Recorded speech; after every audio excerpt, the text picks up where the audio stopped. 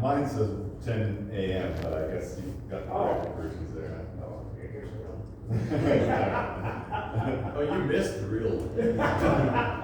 All right. I will make a motion to approve the agenda. I second it. Okay, motion made and seconded, all in favor, say aye. Aye. Okay, it's unanimous. Okay, we'll turn this over to Jim McDowell. With ICRMP, and being there's a fairly small group, Jim's willing to take questions from everybody if you've got any questions you want to ask her. Okay, thank you. Okay. All right, okay. Yeah, so thank you. So, I'm assuming you know the board knows what an ICRMP is, probably everybody does. A little bit about me, I've been with ICRMP for 29 years, 29 and a half. I'm planning to retire at the end of the year, but if I stayed 3 more months until April Fool's Day, that would be exactly 30 years. So, there's gotta be something about being hired on April Fool's Day, so I don't know if it was cool. In a previous life, I was a Bonner County Commissioner. I did that for 12 years. Still in recovery. So this can be really informal, so please share your thoughts and questions. So a little bit about what we are. We are a risk pool, so ICRMP is a government entity just as the library district is. So we're a little unique in terms of being an insurer because we provide insurance like a regular insurance company, but we also then provide risk management services such as I'm doing today and help with a lot of things. So our goal is to provide insurance and then help our members not use it. That's our goal. So let's start off with the good news, because mostly it's not good news when you start looking at statutes. But public officials in Idaho are very well protected from personal civil liability. So if you do something, normally and that's true not just of the board, in fact it's less true of the board. It's really designed to protect employees and volunteers. And so when employees volunteer to do something that creates damage, generally they're not, if they did it related to their job, they're not going to be personally liable. It's the liability of the district. So the good news is they're well protected. Bad news is it shifts to the district. But that's the way the statute is. And probably rightly so. It's more protective than many other states are of public officials. So, the board has all the power. Any of you familiar with Aladdin, the original cartoon? Okay. So, when Aladdin rubs the lamp and out pops the genie, in addition to other things, one of the things he says is, all the amazing powers in the world will kind of lose it. That's kind of the way you are as a board. You have the power to do lots of things, but only when you're acting collectively at a meeting, dealing with items on the agenda. So your living space is fairly small in terms of doing things on behalf of the district. And so, not that you don't do things individually, but really you don't make policy individually. That's always a matter for the board as well. So, we'll talk about some of the board roles. Fiscal, you oversee the fiscal affairs of the district. You approve bills, and that's a task that sometimes gets to be sort of just, yeah, I move we approve the bills, and that's kind of all there is to it. And it really needs to be more than that. When we look at across the state public funds that have gone awry, most of them are from fake bills. I'm not very good with the computer, but in probably less than 5 minutes, I can come up with a really official looking invoice. If I were to slip that into the stack of bills, unless you're paying attention. So your job when you're reviewing the bills is not to say, I would have bought that or I wouldn't have bought that. Is to determine, is it a legitimate bill against the district? And so that's really the role of using. And those fake bills come from within and from without.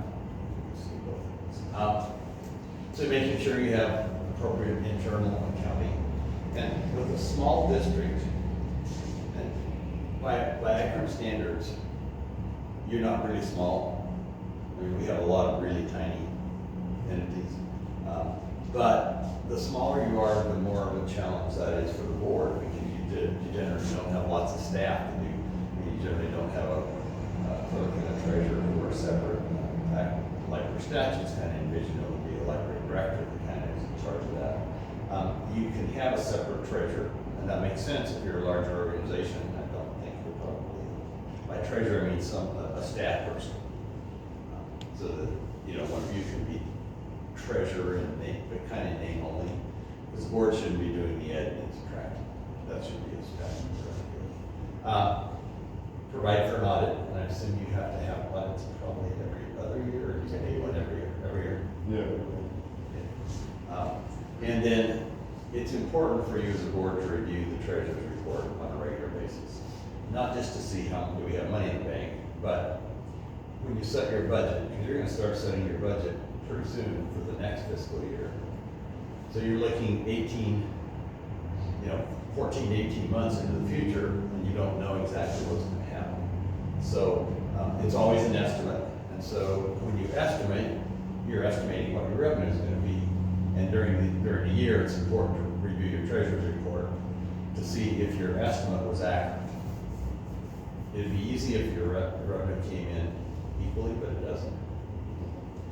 So you need to kind of understand how the revenue stream normally works, because you may be, a quarter of the way through the year and you've only received 5% of the revenue. In fact, that's probably less than 5%. So you really don't get a lot of revenue until January. But it's important for you to recognize where you're at, and is this where we anticipated that we would be. The good news is the primary source of your revenue, property taxes, is the most stable. It's more stable than any other form of government revenue. And so that's the good news. The bad news is it's not always really popular. On the approval of the bills, currently we have, some double signature on the check, it's been by the director and on the board members or two board members. Are you saying that all bills will be go in front of the board as a group each month, each Yes. bill? Okay. Yes. Yeah. And I say that ultimately at the end of the year, the exact amount that was approved by the board should be exactly what you spent. However, I think it's probably not wise to say we're not going to pay any bill until the board approves it. My suggestion is the unusual bills and one-of-a-kind bills that you get, not one-of-a-kind, but the ones that aren't regular, those should be approved before they're paid. Okay. But the regular, I think it's wise for the board to pre-approve, if you will, the payment of utility bills, those kind of things that are just a regular every month. And if you don't pay them, you pay a penalty. There's no point in paying that penalty. But then when you approve the bills, that should still be in there. So ultimately, at the end of the year, all the bills that are paid should have been reviewed by the board. And you certainly have the ability to look at each one individually. When I go to other boards, normally what I see is there'll be a printout of the bills. These are the ones we've already paid. These are the ones that we want approval and we will pay after they're approved. But then also the actual invoices are there for the board to look at if they want to. There's not a magic answer as to how to do that. But my suggestion is to formally have a motion to pre-approve those bills that are just regular in nature, so that you're not, if you end up having to delay a meeting, you don't end up paying extra late fees, because that doesn't mean anybody anything except for the company that gets it. Does that answer your question? Yes. Okay, personnel management. So you adopt personnel policy, keep it updated. You don't have a fleet of vehicles either. But if you have vehicles, you need to have some policies.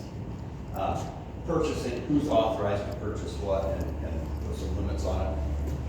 Probably purchases over a certain amount or purchases that are kind of capital in nature, probably should be approved by the board, but that's really up to you. You kind of have a monetary limit, right? Well, what do we decide that was?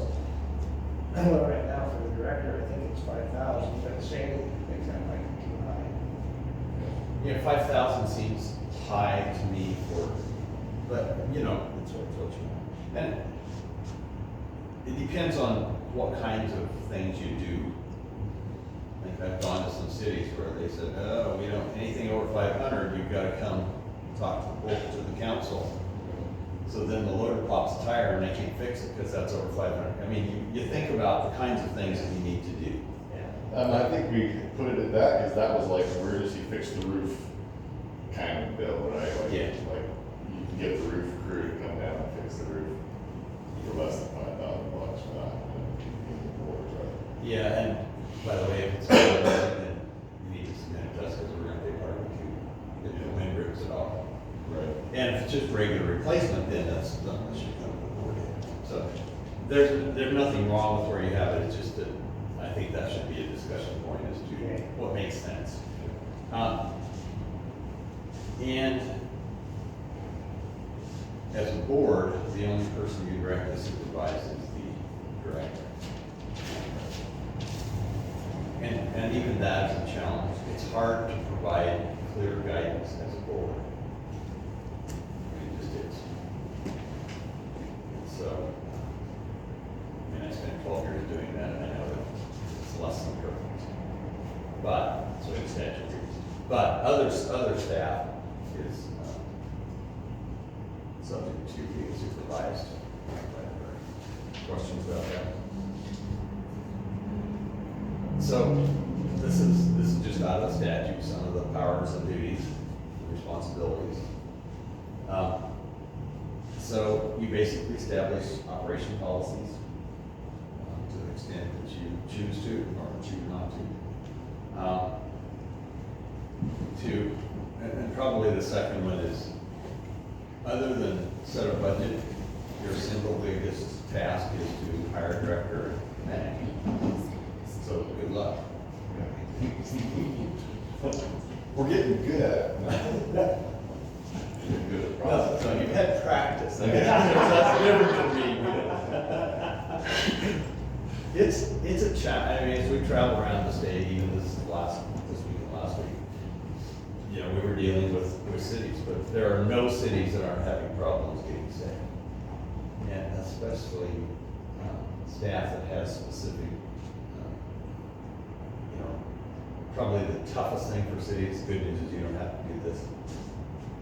But try to find officers, employees certified to do sewer and water systems. I mean, they're not out there. So if you have children or grandchildren looking for a career, that's really good. You can pick where you want to live. It's strange though, most high school students don't think, when I grow up, I want to run a sewer plant. I mean, that's probably not high on the list. But if they look at the benefits, whatever it is, it's a really good career. The name, that's totally off the top. So you create job descriptions, policies, compensation packages. That's all for your review. And certainly the budget and then overseeing the financial management. So the two big roles you have is financial and then hiring a director, which includes things like adopting a policy. As a board, you're probably not going to sit down and write a policy, but others can bring you that. It's also not one of your duties, but I think it's wise to kind of, to the extent you have some time, interact with other libraries to see what they do. I can cut and paste a lot faster than I can type. And so that's and you're kind of at the end of the world, so there aren't, I mean, you can go to Sandpoint, but that's kind of, they're kind of in a different. Please don't go to Sandpoint. What? The crowd will get large again.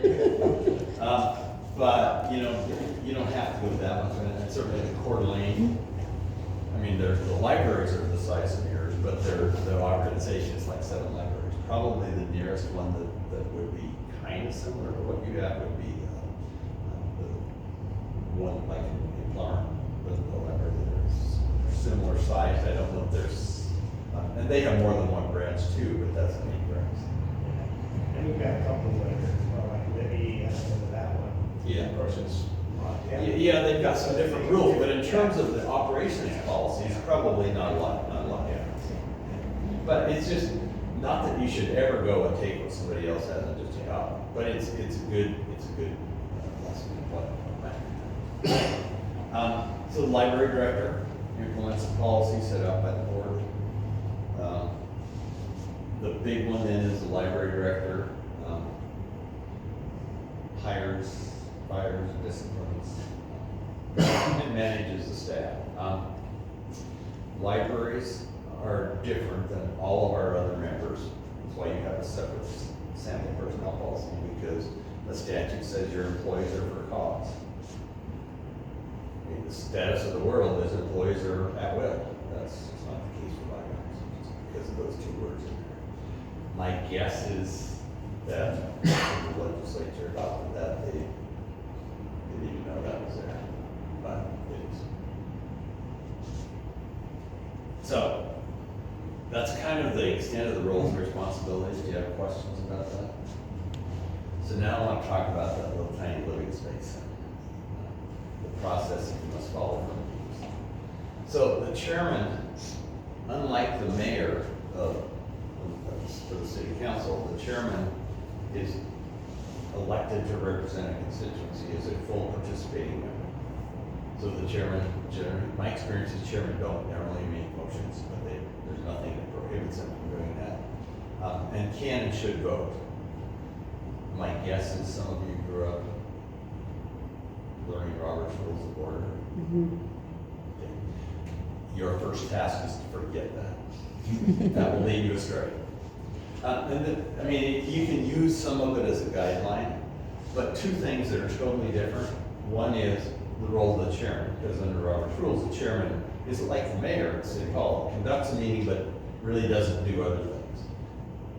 In a governing board, the mayor, I mean, if the chairman doesn't vote, then your constituency is not represented, so it's important that you be a full participating member. The second thing that's different about Robert's Rules is under Robert's Rules, you have a motion, then you start with some deliberation. Motion and a second, then deliberation. In a governing body, you probably want to do the deliberation first. In fact, extensively, you may want to deliberate on things. Because the goal is to find out everybody's opinions, and then hopefully you have one of your members that can kind of put that deliberation, those thoughts of the collective board into a motion, rather than just throwing out something. I mean, the perfect example of how not to do that is in the, not in your world, but in the city and county, where you hold a 2-hour highly controversial planning and zoning meeting for a subdivision, and then before you can talk about it, somebody has to say, I move we approve it, or I approve we move we deny. I mean, how stupid would that be? So you deliberate first, and other than that, the other things in Robert's Rules are involved.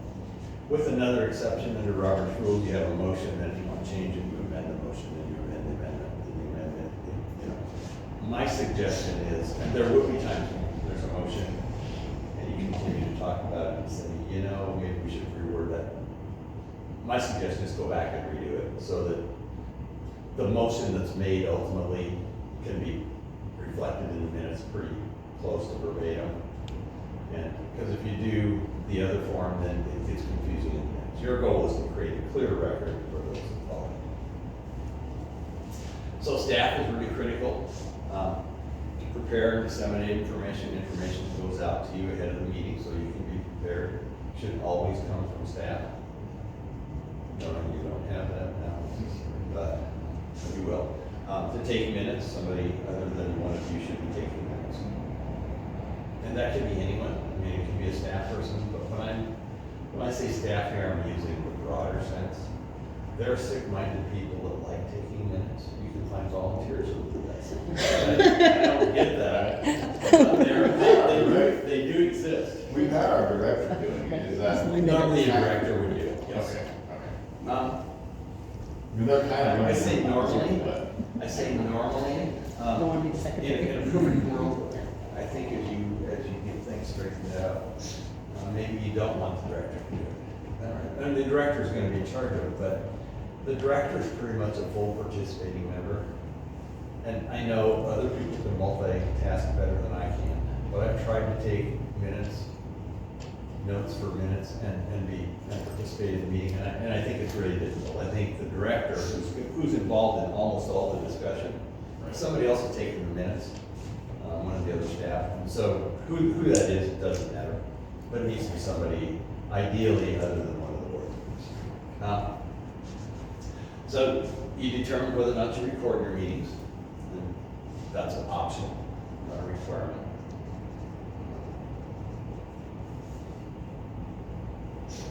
Staff normally is around to answer questions, provide reports. And then I left the other one in, that doesn't need to be. But other is the last line in your job description, which is important things like, what did you say we should have earlier? What? What did you say we needed earlier? Needed in what? What do we need?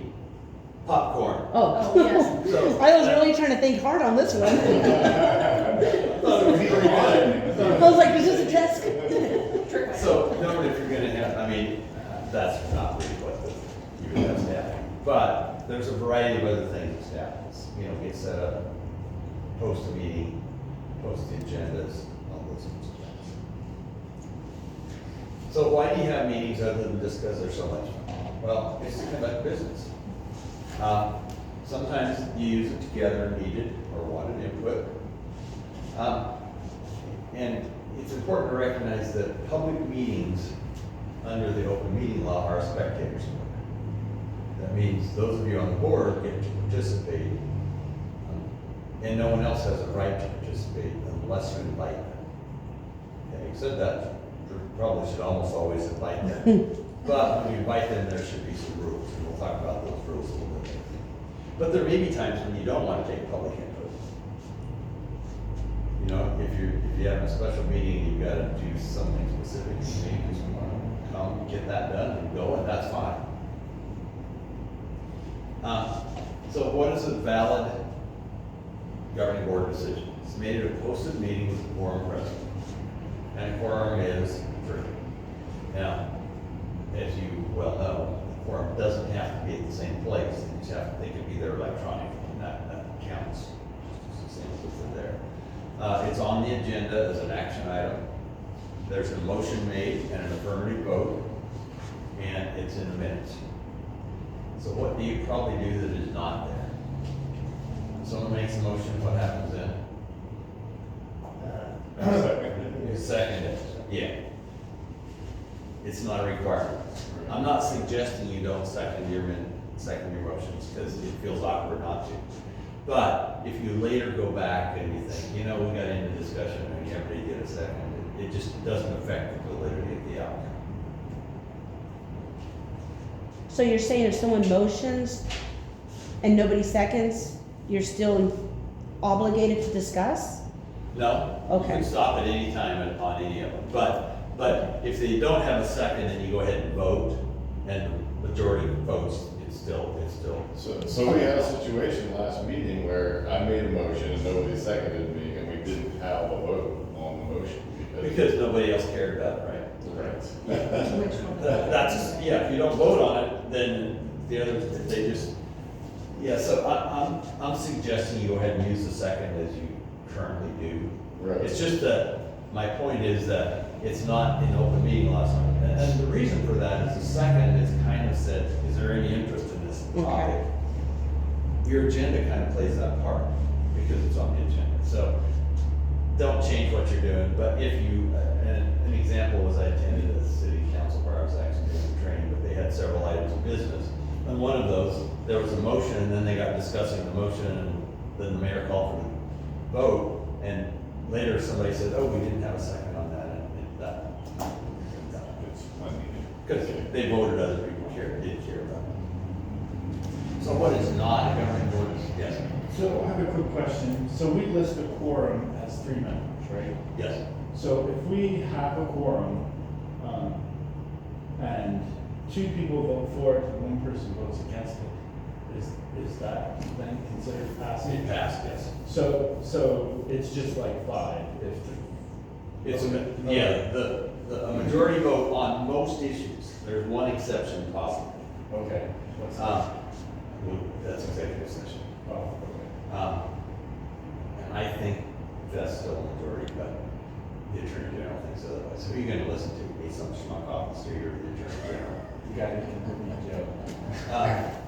Neither. Oh, okay. So for violating this, the person who can put you in jail is the county prosecutor. So just keep her happy. Then you're good. Yeah, and it's interesting because historically, the Attorney General had power over all agencies, but several years ago, the legislature, and it wasn't to diminish the Attorney General's influence, it was to make it clear, because what would happen is somebody would be unhappy with a governing board at any level, and they'd go to the Attorney General's office and they'd say, oh, you need to go to the prosecutor. They'd go to the prosecutor and they'd say, you need to go to the Attorney General's office. So That happens. several years ago, It's happened to me. the legislature clarified in terms of open meeting, public records, conflicts of interest for all local units of government except for the county. It's the county prosecutor, and for the county officials, it's the Attorney General, and then for the state officials. So, and actually, that has worked. We've seen more action taken by those both bodies since that happened. So I think it added some. So what is not a valid decision? Polling the board. So having somebody call each of you and say, what do you think about this? That's not a valid decision. Similarly, gathering signatures. Any decision that's made at a meeting that wasn't properly posted. If it's made without an agenda topic that's specified as action item, or it's not valid if deliberations involving a quorum occurred outside of the meeting. But the quorum does not have to be present at the same time. So if 2 of you get together for breakfast one day, you see each other on the street, whatever, and you're talking about, you know, we've got this coming up, what do you think? Not terribly ethical, but not a violation of the open meeting law. Then if either of you then, the next day run into another governing board member and say, here's what Bob and I talked about yesterday. Now, even though you weren't together at the same time, you've got 3 or 4 deliberating for that decision. And we know that thanks to friends just south of here that have court cases. Those friends' initials were sent. Can we share information without any kind of deliberation on it, or is that still? Well, sharing information may well be determined to be deliberated. So it's one of those where you're kind of in an awkward situation now, because in an ideal world, we can go back to staff. If you had information you wanted to share with other board members, Yeah, but I waited until our last meeting to share the posting that we want for our new director, which is guys. Absolutely, yeah. Because I was worried about, emailing it to them all. Yeah, as you should be. Once you get the director, then if you want to share information with others, you send it to the director who can share it with everybody and make it a part of the packet so it's available to everybody. Okay. But then if you have a question about something that comes from the director, you need to click reply and ask the question, not reply all. Reply all is never your friend. So. If I were king for a day, I'd just take that off of all the arguments. Come on, Zuckerberg. They're not gonna make I am not gonna get to be king for a day. What about, like if I email the board, and I email them all, CC them, and then one of the board members replies to me, but replies all his answer, is that okay? Generally not. Yeah, that should. Okay. Reply all is just not a good thing. Okay, all right. You, as a citizen, a Right. patron, you can contact all board, that's fine. Right. The only violations is when they talk to each other. Right. So, the goal is to have you be totally unprepared when you come to meeting. Yeah. It's sometimes frustrating. Super efficient. Yeah, I mean, That's the speed of government, though. It is. That's the way it has to be. And from a citizens, it can be frustrating for us too, because we just wanna hurry up and get it over with too. Oh, yeah, see, I like it, because then I can Yeah. just hear what's going on versus hearing what you've already talked about. Yeah, I what's don't already even happened. know Yeah. what's Yeah, that's, going on. yeah. that is exactly the point. It's a two-way But if frustration, they yeah. get information in a packet, that would be available. Yeah, okay. Is it made available? Because usually we don't get any of that. Is that supposed to be? Probably not until, I mean, it isn't like At the something meeting. that's gonna be posted generally at the meeting of the board. At the meeting, we can get that. But ultimately is, I mean, if you wanted an individual piece of it, probably, that. Yeah, I mean, all of that is available. You can get any of that information with a freedom of information request, right? Yeah. Get whatever. Yeah. Well, the problem with that is you give a 2-day agenda requirement, 48 hours, and a FOIA is 3 days. So you're not gonna get it in time. Well, okay, so let me dispel a myth. FOIA doesn't apply to you, so somebody sent the Freedom of Information Act, and your correct response is now saying, it just plain doesn't apply to you. What does apply is the Idaho Public Records statutes. Okay. And in some ways, that's good, in some ways it's not. The difference is, under Idaho statute, the public has a right to get, view, and to get copies of the records you have. Not information, it's the records that you have. Under FOIA, you have a right, if you're a federal agency, people have a right to get information. So you may sometimes have to put information together to respond to that. So yours is always about what records do you have. Okay, wrong terms. And there's kind of different, it's not wrong term, I mean, it is, but there is a difference in terms of how you respond as well. Okay. So you release all records except for the 20 pages of fine print of the exceptions. And, you know, it sounds like there's a lot accepted and there is, but sometimes there's a reason why there's a lot that's accepted. I mean, one of my favorite public record requests in my past life was we had an inmate in the jail that requested the blueprints of the jail. Can't possibly imagine why.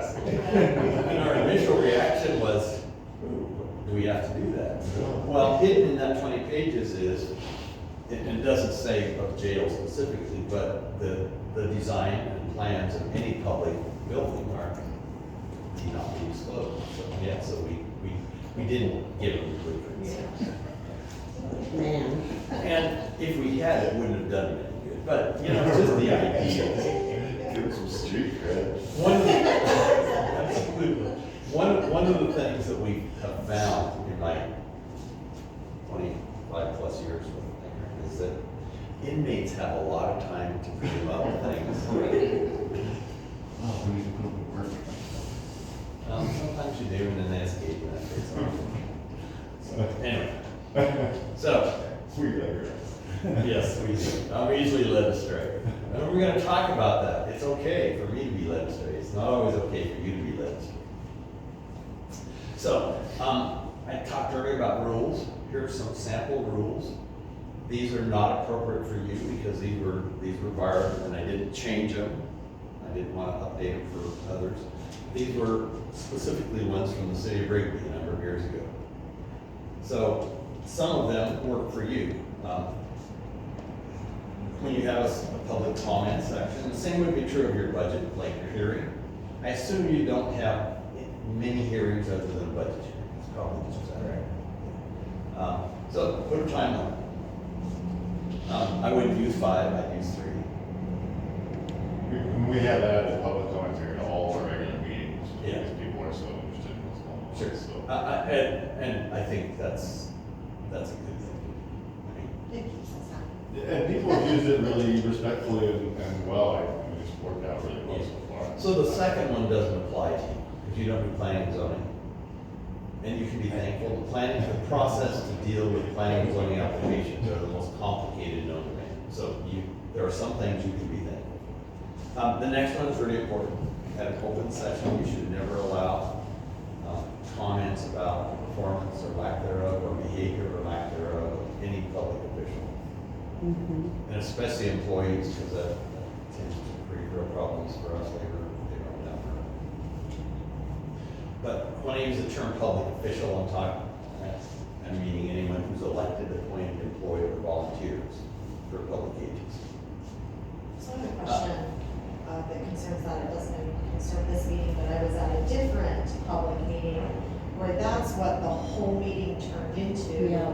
Was comments about a board's member's action, and it encompasses the whole meeting. So Mhm. is that a violation of policy, or what do you mean No, by that? well, That it just causes couple- problems? Because couple it of- definitely caused I was problems. gonna bring that up, because there was also 3 commissioners at that meeting, and all 3 spoke. They all 3 did the same, yeah, they all They did were in the same quorum. thing. When they were supposed to give their report, it turned into a bashing of that board member. I have the video if you want me to send it There to was you. no report given. Okay. I wasn't there, but I have the video. I was there, and as So, somebody who it's- participates, it's very frustrating to. So, witness. couple things, and I shouldn't say this out loud, but those who have the least protection from those kinds of things as public officials are the elected board. Having said that, that's still not appropriate. And sometimes it's hard to distinguish between the actions, which are always fair game, and the person. So if you say, the board took this action, and you all know it's one person, that's different than. So there's not a magic answer to that, but elected officials have less protections than. But it should've went to executive session, right? Well, I don't know enough to know the answer to that. no, the but chairman's yeah. definitely gonna hear from me next time, that I was disappointed that he didn't have it as a special section of the meeting, that he allowed it to happen during their report section. And that's the part I was disappointed about. is Yeah, they so cut it into was their- other board members who were picking on one. Oh, it was like Yeah. half of Oh, them. it was, Right. yeah, it was. But I do wanna clarify, were those 3 commissioners allowed to be there speaking Oh, yeah. as a quorum? So, you still, I assume you're talking county commissioners. But Yes. they're not on there. It was the GOP meeting is what it was. Were all 3 of them allowed to be So, there? yeah, Yeah, certainly. oh, yeah. Board members can meet together. No, no, as long no, as- the As long as three- they're not deliberating toward a decision that will come before them. Okay, Yeah, I don't know why they, they're allowed to be there. It's when they, Right, Jiggy.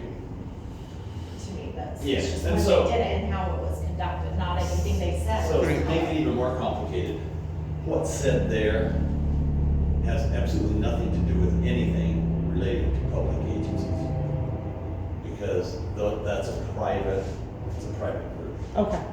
And Alright. so that's a whole different thing. Sorry, I didn't mean to hijack. So I'm glad you explained that, because now I was like, should I be concerned about this? The answer is absolutely not. No, to me, it was just the way the chairman handled the meeting. Yes. Yeah. That's happening in about 44 Idaho counties within the last week. No, the US. Top down. Okay, yes. I haven't traveled the US, but Yes. actually, the similar group was meeting in Moscow yesterday. I would say some of the same things. Anyway, that's a whole different topic. So you're just saying that this causes problems, not that it's against any rules or laws, which I experienced it causing problems. Yeah. Causing problems at a party, convention, or meeting of any kind is exactly what people go for, so. Okay, so can I get back And we don't, on, and we don't insure it, so I don't give a. can I get back on subject? So, I have in the past went to, I'll just say a board, and quoted Idaho statutes and federal laws that were broken.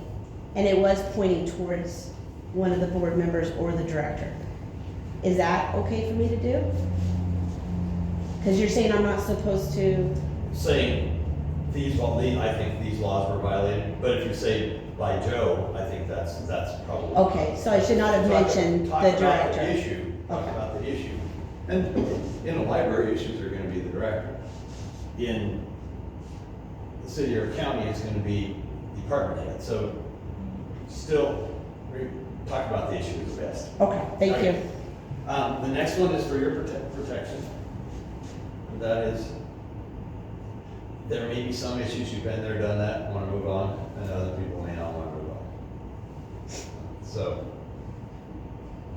me share a story from my past, because we had, about the last 6 years that I was in office, I was chairman, we had a group of citizens from the far part of the county, I won't say where because you're too close, but who had in their mind, and it was a real water problem, they wanted us to have water run uphill. You know, triangle couldn't do that. So anyway, so they wanted to talk about their water problem at every meeting. And so we allowed that for a few meetings, and we said, you know, we've looked at this, we've gone down, we've toured it, we've had our engineers look at it. We've done what we can do. We don't want to deal with this anymore. So they came to every meeting for the last 6 years that I was in office. And I'd say, I see you're here, do you want to talk about anything other than your water issue? And generally say no. Sometimes they'd have something else, they'd bring it up, that'd be fine. But generally they just say no, and they'd be there. So about 8 years after I was out of office, I was doing a training and attending a commissioner's meeting, and that same group was there, still wanted to talk about the same issue. And the new board had also done the same thing. So if you're hearing the same thing over and over again, ultimately it's kind of not a wise use of everybody's time. So you can do that if you want. The last one is the most important. Most of the time, citizen comment is not going to bring up issues that need to be decided by the board. But when citizens ask a question, it's really hard not to answer it. But if you answer it and it required board action, then it's not a valid answer anyway, because you didn't have it on the agenda. So it's important to have a rule that they can see and you can see to help keep you on track. So if somebody brings up something that requires board action, you need to refrain from deliberating towards that. Just say, thank you for bringing that to our attention, we'll put it on the future agenda. And that's hard to do, because when questions beg to be answered. So if you have it in writing. So if you adopt rules, not these, but similar, then how do you deliver them? I've seen a couple ways. In Wrigley, these were actually posted on the council chambers, bigger than this, so people can see it. I've been to a few other places where they have adopted rules, similar but not the same. And they make copies of the agenda for citizens who attended, and they just put the rules on the back of the agenda. So if you have rules, they need to be where we can see. Yes? I have a question for that. So if there is an item that's brought up that needs immediate action, is there a way to add it? Can you add it to the agenda? Or You're 2 slides ahead of me. Okay. The answer is technically yes, realistically no. Okay. We talked about that.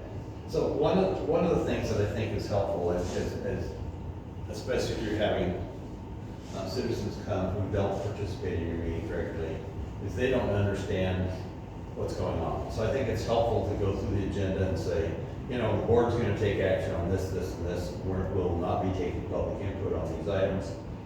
When we get to this item on the agenda, now you can do this in a couple of ways. You can have just general public comments, or you can, in connection with certain agenda items, you may say, we'll take public comment on this issue.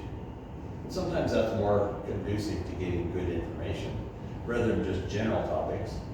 And you wouldn't do that on paying the bills. This would be on policy issues where there's lots of different variations that you could do. And it's not a requirement, it's just an option. But then let people know at what point their turn is to interact. And it's really helpful. If things get too emotional, and sometimes they do, you don't do planning and zoning, because that always gets emotional, but not always, but it frequently does.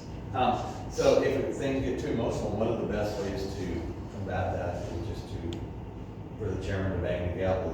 You have a gavel, right? No. Don't have a gavel. Were you in violation of not having one? You are not in violation. Yeah. Just use the book. Take your shoe off. So that would be a Senator Keogh thing, yeah. That would do that. What is that break that on?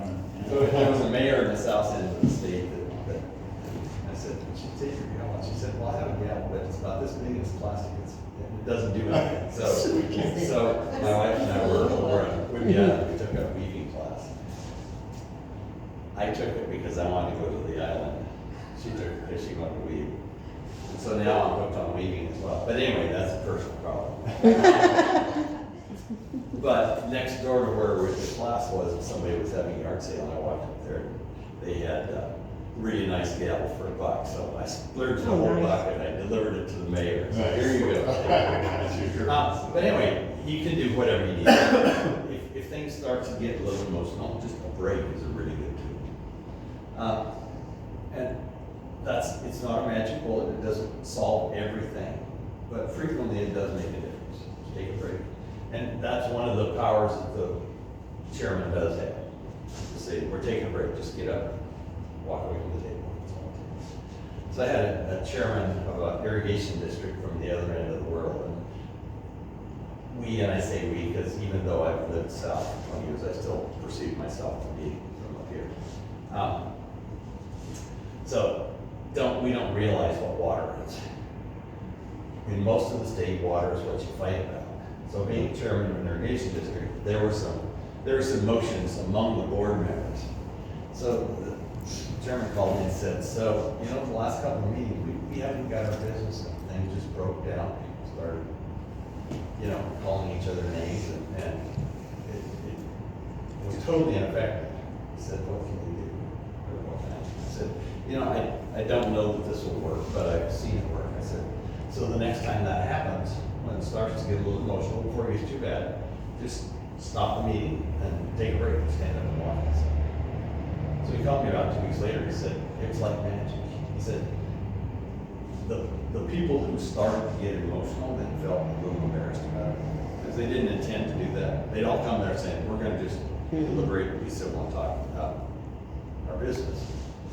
But they had serious disagreements, and they affected their financial outcome. I mean, it's real issues for them. But he said anyway, they kind of felt embarrassed.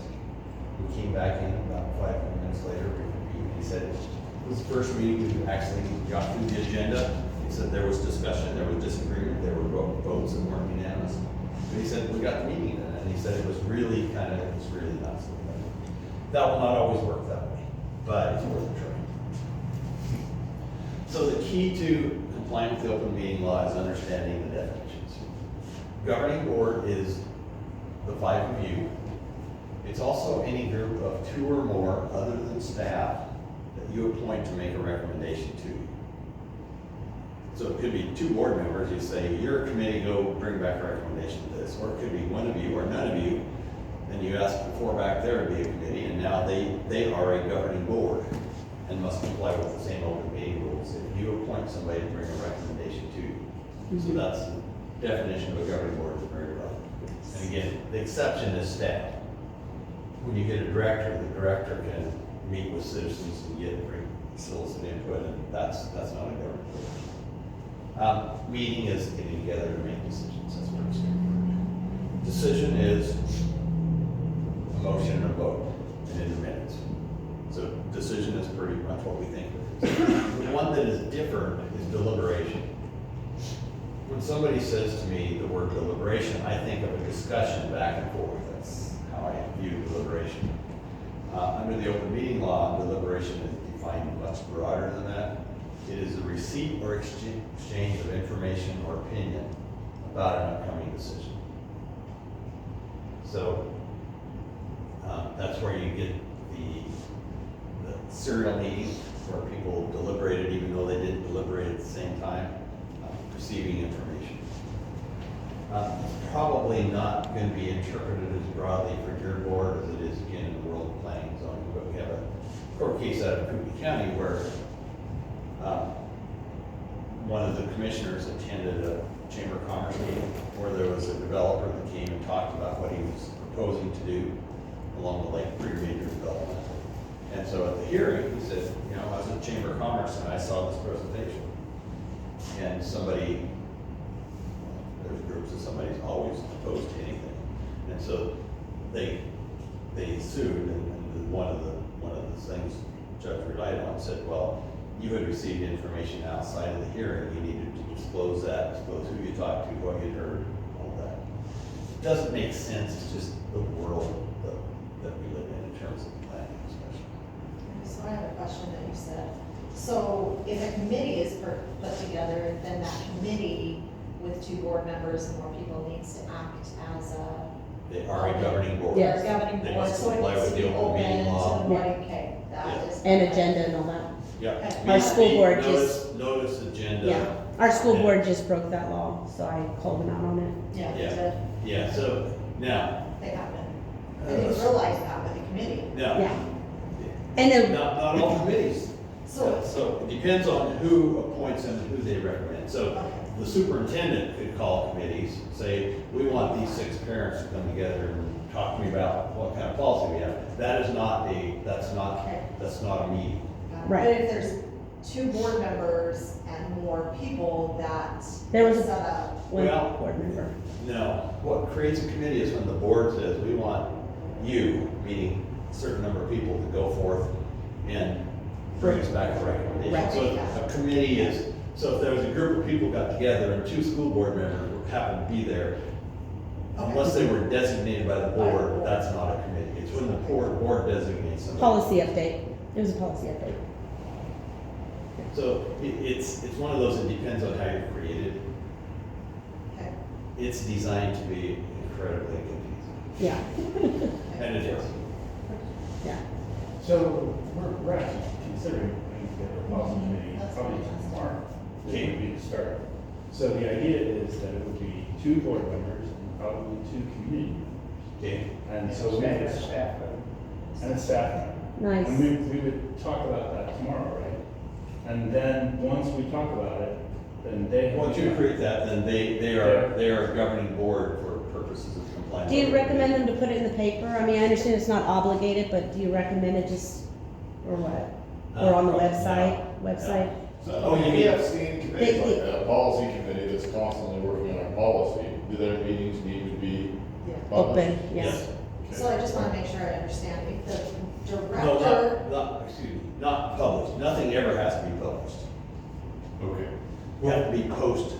Yeah, on the website, social media, Right. for- and the front door. Let's say that we get through the governing board or the committee tomorrow and Okay. decide what we're gonna do and who's gonna be on it. Then they meet the week after Okay. and they have to, would it be a special meeting? And so they would do the 24 hours notice and. If they're gonna meet a week after, it should just be a regular meeting, 5-day notice. Okay, okay. And if they're gonna meet on a regular basis, say we're gonna meet every Thursday for a while till we get our work done, then you just post that, say we're gonna, whatever your meeting notice is, but generally, if you know ahead of time, you shouldn't do the 24-hour notice, you should do the 5-day. But they're doing only 48 hours. Should they be doing 5 days? Okay, we're talking apples and oranges. Yeah. one more thing, just to Meeting, clarify. meeting notice is 5 days for a regular meeting. Oh, we're not doing that. Agendas are 48 hours. So if the library director, if there was a library director and she put together a committee, it would not have to be That's an right. open. Right. That's right. Same thing for the superintendent or the sheriff or. But if it contains any board members at that point, it automatically becomes a. No, Yeah. no, not necessarily. I mean, then you're starting to get maybe iffy, but it's still, if the library director has a committee and one of the board members is there, that doesn't make it a governing It's board. who puts it together. It's who puts it together and who then makes the recommendations. Okay. So with that, in our case, with that committee, we need to post that the same as we do our other meetings on the library building and On the building and on the website. Okay. Yeah. So, you know, in the future, this committee is reporting to our director and not to the board directly, then they don't need to follow all that? Yeah. But But if until we have it's direction. major policy, you still probably want to have it correct. I mean, when in doubt, just do it. That's- That was great advice, thank you. Okay, so, meeting notices, regular meetings, 5 days posted. Special meetings for a single or limited purpose, 24 hours. And emergency meetings, no advance notice required. emergency meetings are always to deal with emergency. Libraries don't have that many emergencies. Cities and counties have lots of them. It's all those F words, fire, famine, and flood. Those are, and so, or like the city of Whiteburg, there was something shifted underground. They have 2 wells. The total amount of water from both of them was 0. That happened about 3 years ago. They had a lot of emergency meetings. So an executive meeting cannot be called in the meeting if there was not an agenda posted. That's, the general answer is it shouldn't be, but that's not clear. We'll talk about executive sessions in a You bit. can vote on GOP it did and add that. it. What? Oh, Eric Olson. So I'm gonna suggest that it be really difficult.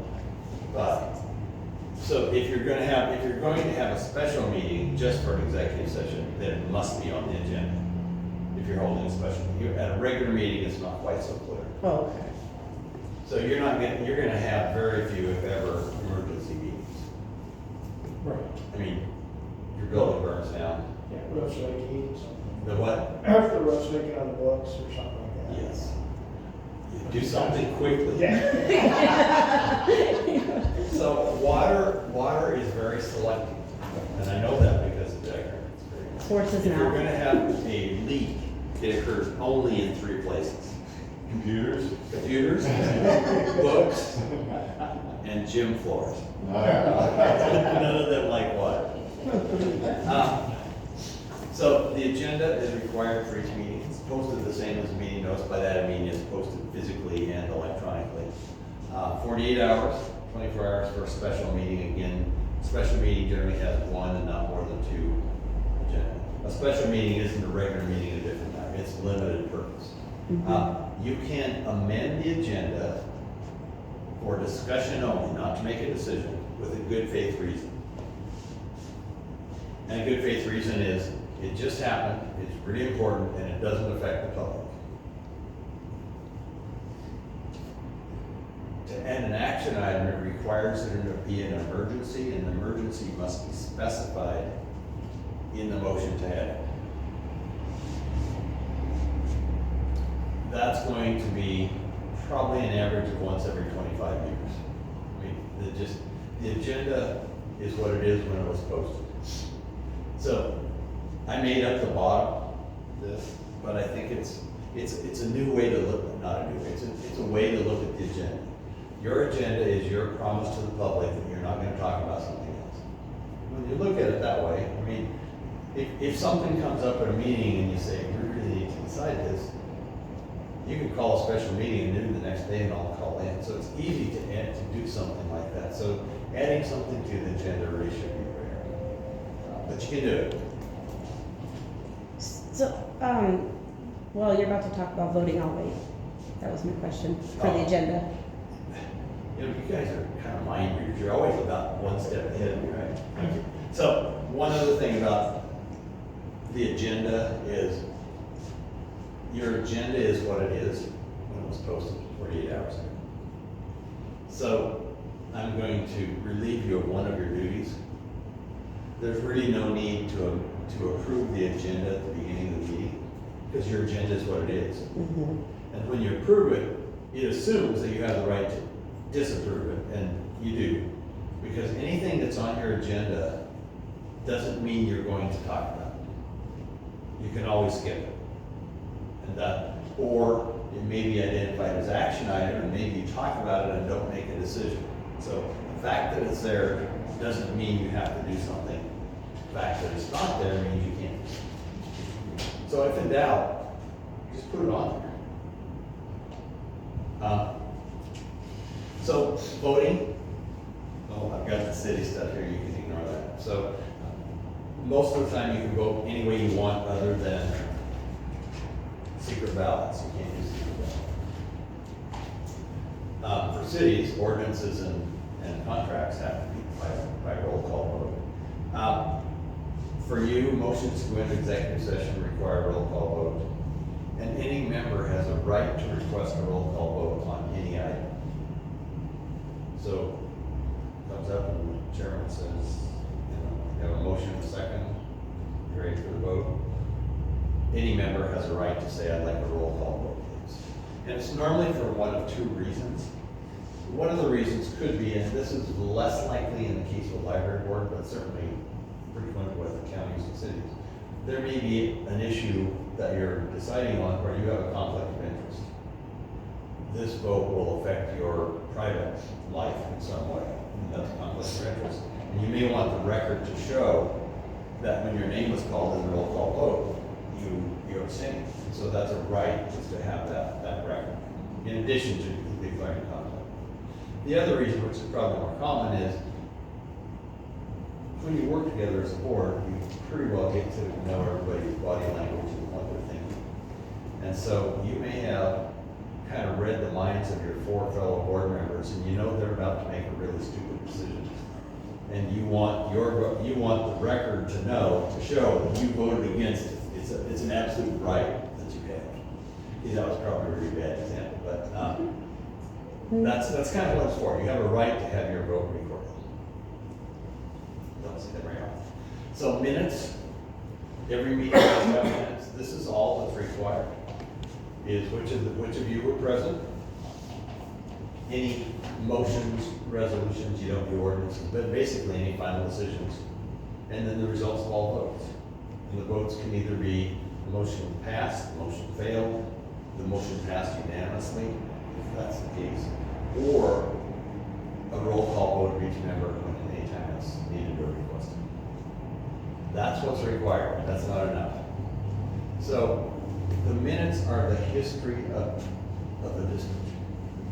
And so your goal is to create that history so that those who follow you know what you did and a little bit about why.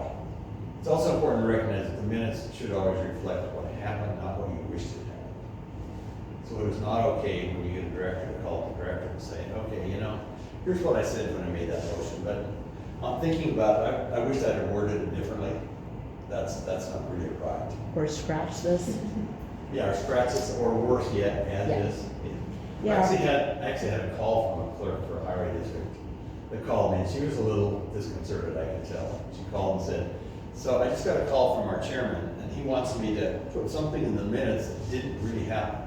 And I said, well, I recommend you not do that because it's falsifying a public document and it's a crime. Yep. But in addition to that, I said, it can have other consequences. I said, it depends on what it is. If they didn't have a motion to adjourn and they got up and left, it frankly doesn't matter. So I said, what was it? She says, well, they held their budget hearing last night, and he wants me, and then they just got off talking about roads and never got back to adopting the budget. And he wants me to put in that this person made a motion, this person seconded it, and they all voted in favor of the budget. I said, no, you don't want to do that. You want a special meeting, because somebody would find out and your property tax levy next year would be zero. So yeah, don't do that. It's always what happened. Most of the time, there's sometimes when you make a decision and that's kind of set in stone and other things happen. But most of the time, and this will happen from time to time, you go back and think about it, and think, that's really not maybe the best action, or needs to have more meat on it or less meat or whatever. You can always ask for something to be reconsidered at a future meeting, bring it up again, and then do the decision if that's appropriate. So there are ways to do that, but asking somebody to change the minutes is not one. Minutes need not be a transcript. No one has a right to have something in the minutes other than motions. So I've conducted meetings where citizens would come up and say, I demand that this be in the minutes, and then they'd make some comment. I demand that it win $1 million, but I'm not going to, and you're not going to get that in the minutes either. So it's not a right. So frequently you may have a serious discussion that lasts for, a long time, maybe multiple meetings. And the minutes may be a summary of that, maybe 1 or 2 paragraphs, maybe adequately captioned. So, and the same thing is true for public comment. If you get a specific comment about an individual item on the agenda, you may want to summarize that. But it may be a couple sentences rather than what every person said. So you don't need to have a transcript. Back to the previous one, I don't know what you required there. Yeah. pretty basic. That's not enough. But that's what's required in those cases. Okay. Well, I have to make the minutes for our last meetings now. So they'll look like this. Yes. One way or the other. Is there a time limit of when the minutes need to be up for the public? No. Okay, I didn't think so, but. So the minutes are available to the public for the public records request soon. My recommendation is generally not to. Do you post your minutes on your website? Yeah. So generally wouldn't do that until they were approved at the next meeting. Okay. But if somebody wants to see them before that, they can see the draft minutes, they should be stamped draft. And again, that's more likely to happen with cities and counties where they have a planning decision, because, you know, they make a decision to approve a conditional use permit. The applicant wants to take that document down to the bank to get funding to do that project. So, I mean, they don't want to wait until it's approved. That's, they just need to know that it's draft. I'm going backwards, how did that happen? Voting. Oh, no, I'm really going backwards. Okay, so executive sessions, minutes. You do not have minutes taken in executive session. The minutes of the regular meeting should contain the specific statutory authority in the one line. So this gets to an earlier question, kind of, that I was kind of reading through the lines, I think was a question. So if you do not have an agenda, if you do not have executive session on the agenda and the need comes up, what you do, like your attorney is there and say, you should be in executive session now. That means you're just about to say something stupid that would be really expensive, so go into executive session. But my recommendation is that you would always add it to the agenda.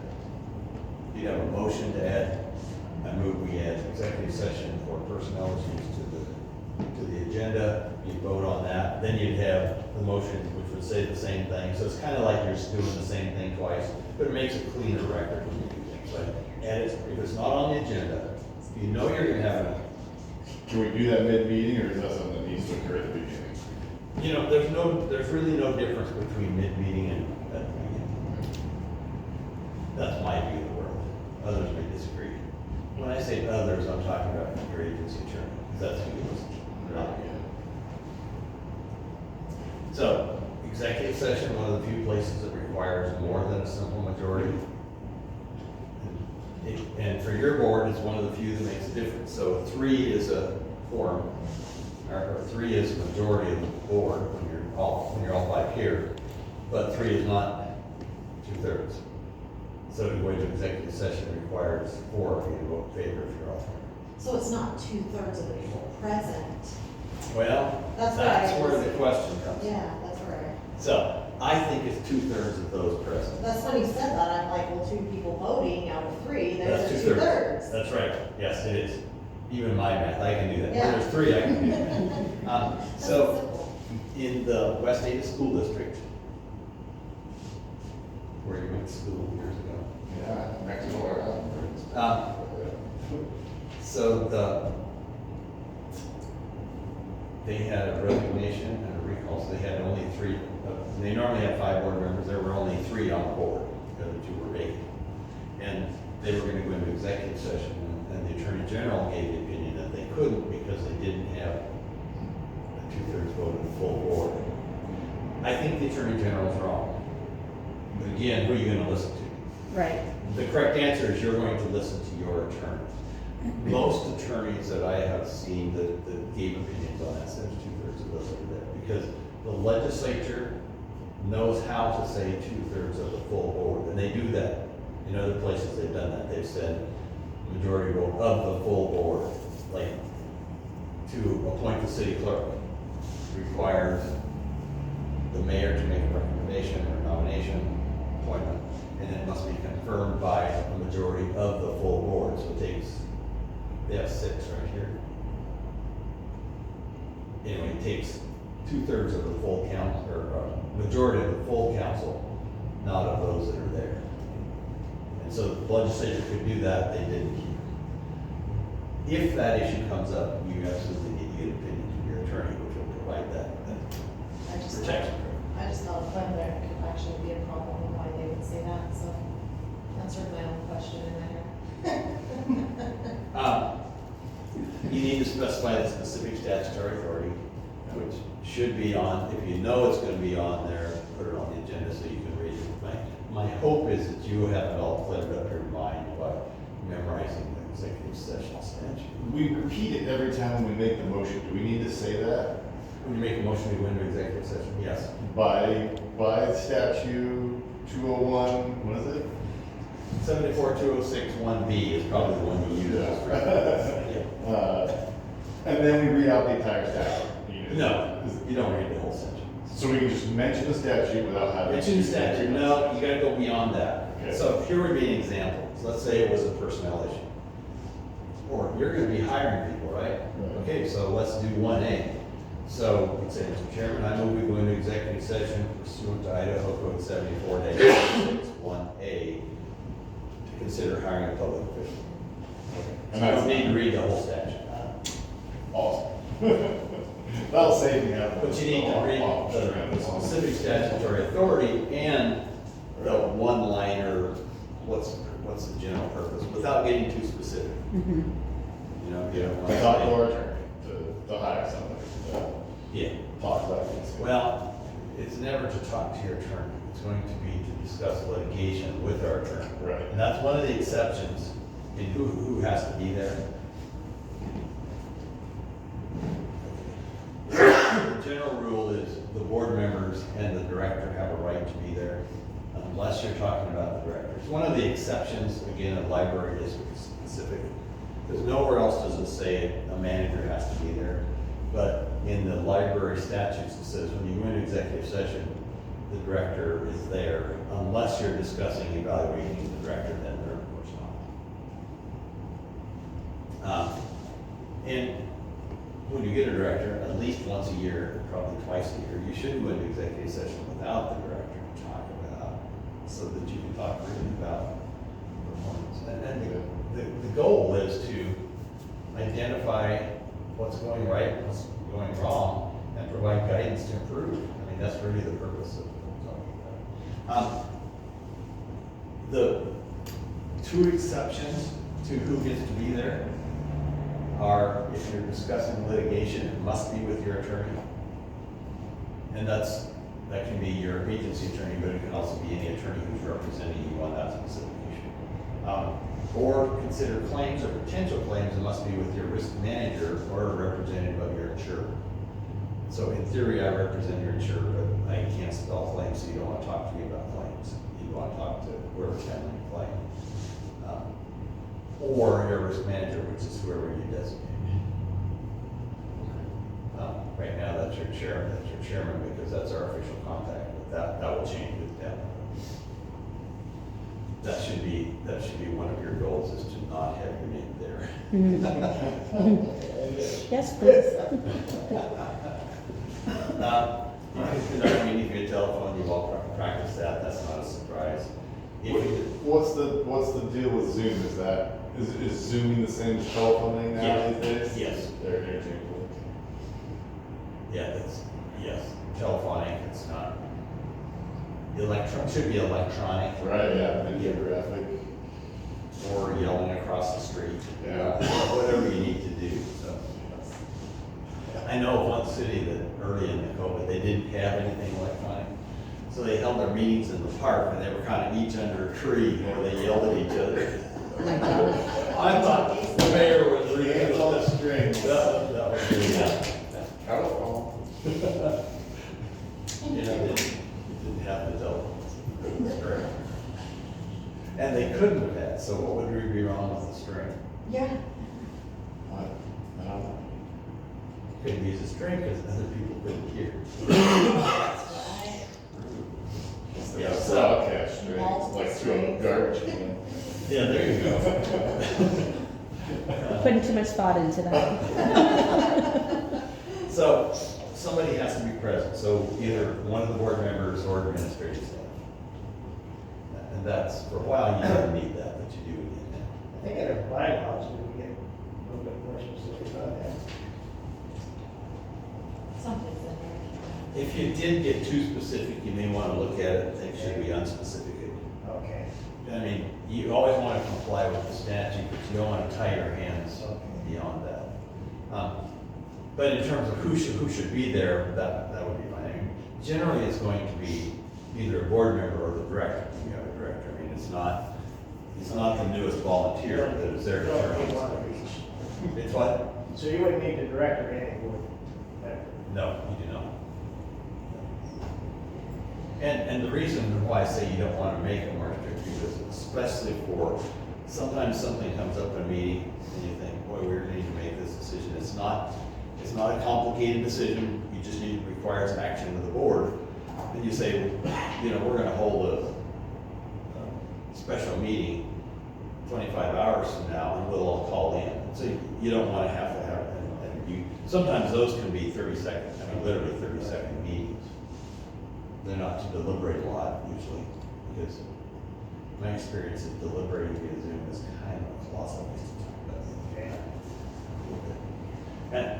And it's not a bad idea to indicate that it should be a director. I was thinking about my example of the newest volunteer. So why would you want the newest volunteer? Because they're 18 and they can set up the stuff. My son. So it's, for those of you that are younger and have children, Yep. when your last one turns 18 and goes off to college, you no longer have built-in IT. It sucks. You can cure violations if you discover or someone else discovers, or you may think you may have had a violation. Normally those violations would be, you know, we're not sure that the meeting got posted on the web in time. And that's especially critical if you have a website that's complicated and you have to have somebody else do it. They're notoriously bad about getting it done when it needs to be done. So if you don't have a website that's easy where any staff member can go on and add something to it for that purpose, that probably is something, that would be a goal. Make it so that it's easy enough that you don't have to be 18 to do it, you can be my age and still do it. So I see the 14, but I also have seen 15 and, contacting the Attorney General 15 days. So I've seen that too. So I don't know why there's 14 on some areas and 15 on another. So my suggestion is forget that the 14 is here. Yeah, If you discover more than 14 days later that you Right. messed up, go back and correct it anyway. But the 14 is here because it's in the statute. Other places has other times for other rules. so, who is supposed to sign up to join an association, the director or the board? Or at least vote to sign up to join an association? So like to join. Well, let's just say the American Library Association. Okay, that probably would be, there's not a magic answer to that. Well, the policy says services, and so I would consider that a service? Yeah, so the correct answer is, that's a specific one that I don't. Let me give you a better example that I know the answer to. So ICRMP is a joint powers agreement. It's a group that the library joined, requires an action of the board, an official action of the board to do that. To sign up for other services probably generally would be not. And I don't know enough about that organization, and my goal is not to learn about it, to know what it falls into. Generally, joining something, it's more of a financial thing than anything else. So the correct answer is I don't know. Okay. I know if it's a joint powers, then that requires action of the board. And so if it is action of the board and the director did it, then they're obligated to correct that then? If we're on the hypothetical, because you don't know the answer. Yeah, if the director does something, does something that the board doesn't want to do. I mean, the board would have to approve it. Remember, it's a bill, I assume it's a bill. Yeah. The board has to approve the bill. And it caused the budget to go over too.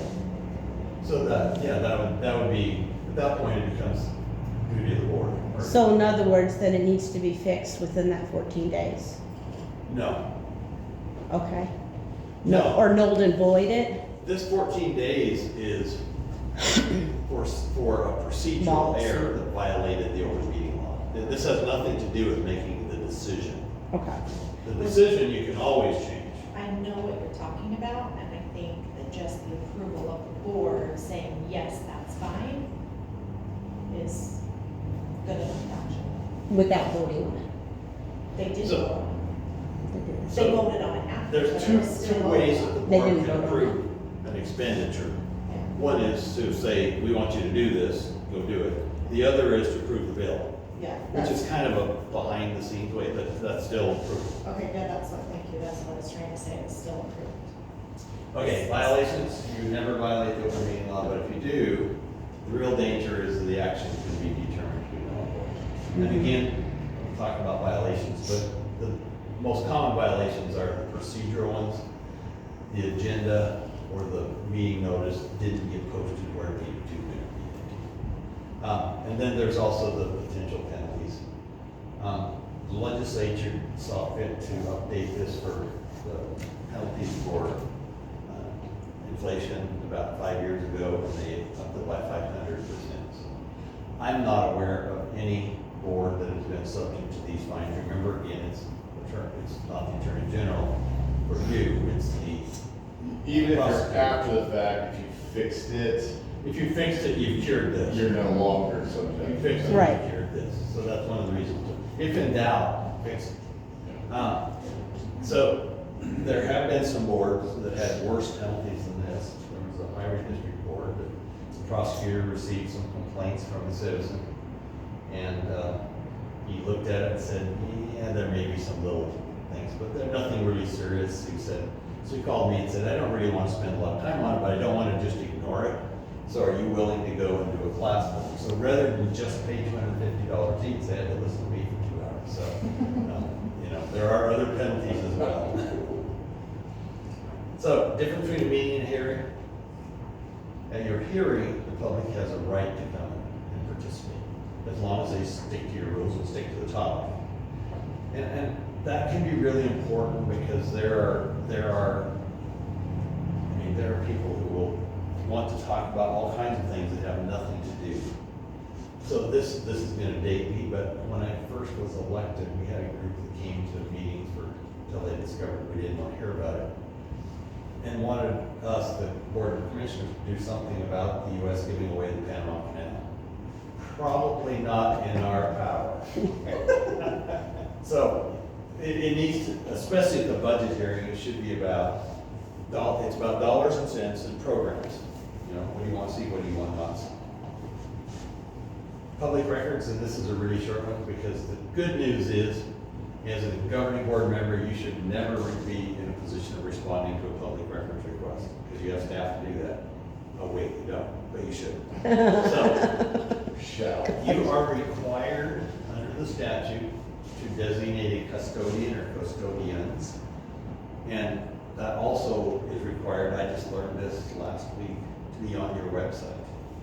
Who are the records custodians, who you request public records. Okay. You need to establish a fee schedule if you have not done so. I'm assuming you have.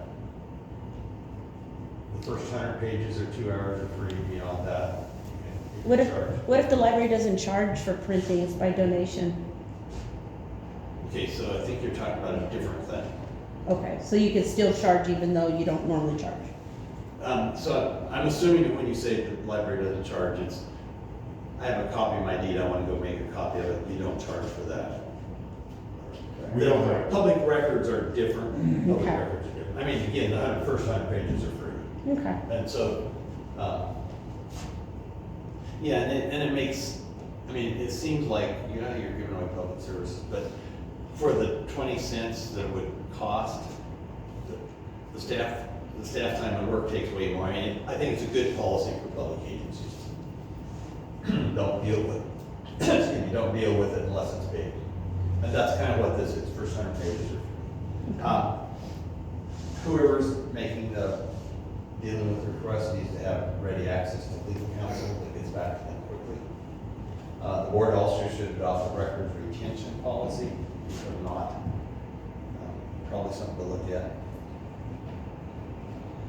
And in a perfect world, that I'm pretty sure you don't live in this regard, in a perfect world, the records retention policy would be a records destruction policy. So if your policy says we keep this kind of financial, say invoices, we keep them 7 years, at the end of 7 years, they should go away. That just generally doesn't happen.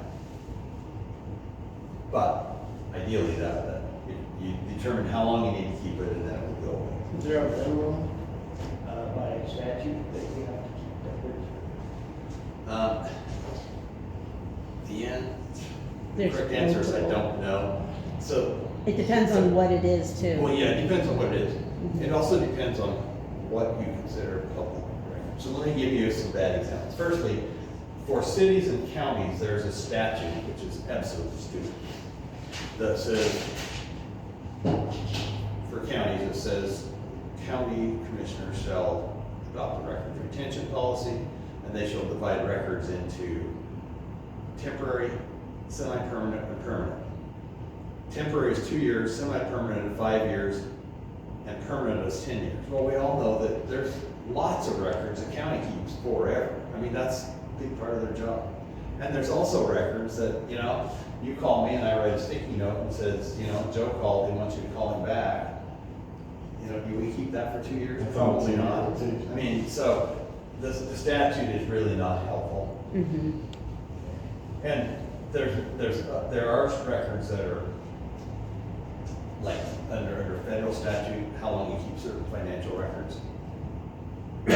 Like for income tax purposes, you don't keep them for income tax, but I would kind of use that as a guideline. So I frequently see records that are really temporary. We throw it away when it's done. An example would be the minutes. Whoever's gonna do the minutes is just taking notes, like you're all doing. Once the minutes are approved, then I would say the notes could be thrown away. I mean, that kind of thing. So it's a pretty broad category. My guess is that you have a record retention policy that is not new, that none of you have seen. Would that be true? I don't know that we even have a record retention I bet policy. you do. It's in our policy manual. I bet you do, but maybe not. But anyway, it's only been a requirement of the law for about 15 years. So it's not, I mean, that's a big part of what we've been doing all along, is trying to get a loose leaf notebook full of policies on them. yeah. So this should be From one of different them. eras, So put here's, into an actual policy. after saying that it's been a requirement of the law for 15 years, this is not high on your priority list. And when you should review what others have done. Don't start from scratch. We actually have some samples, but they're not. Library records are different. I mean, you have some really specific opportunities and prohibitions. Okay, that was all I needed to know. So, your job is to get somebody that you can designate custodian, and then forget that you are. Which is usually our director, Yes, absolutely. right? And you may want to,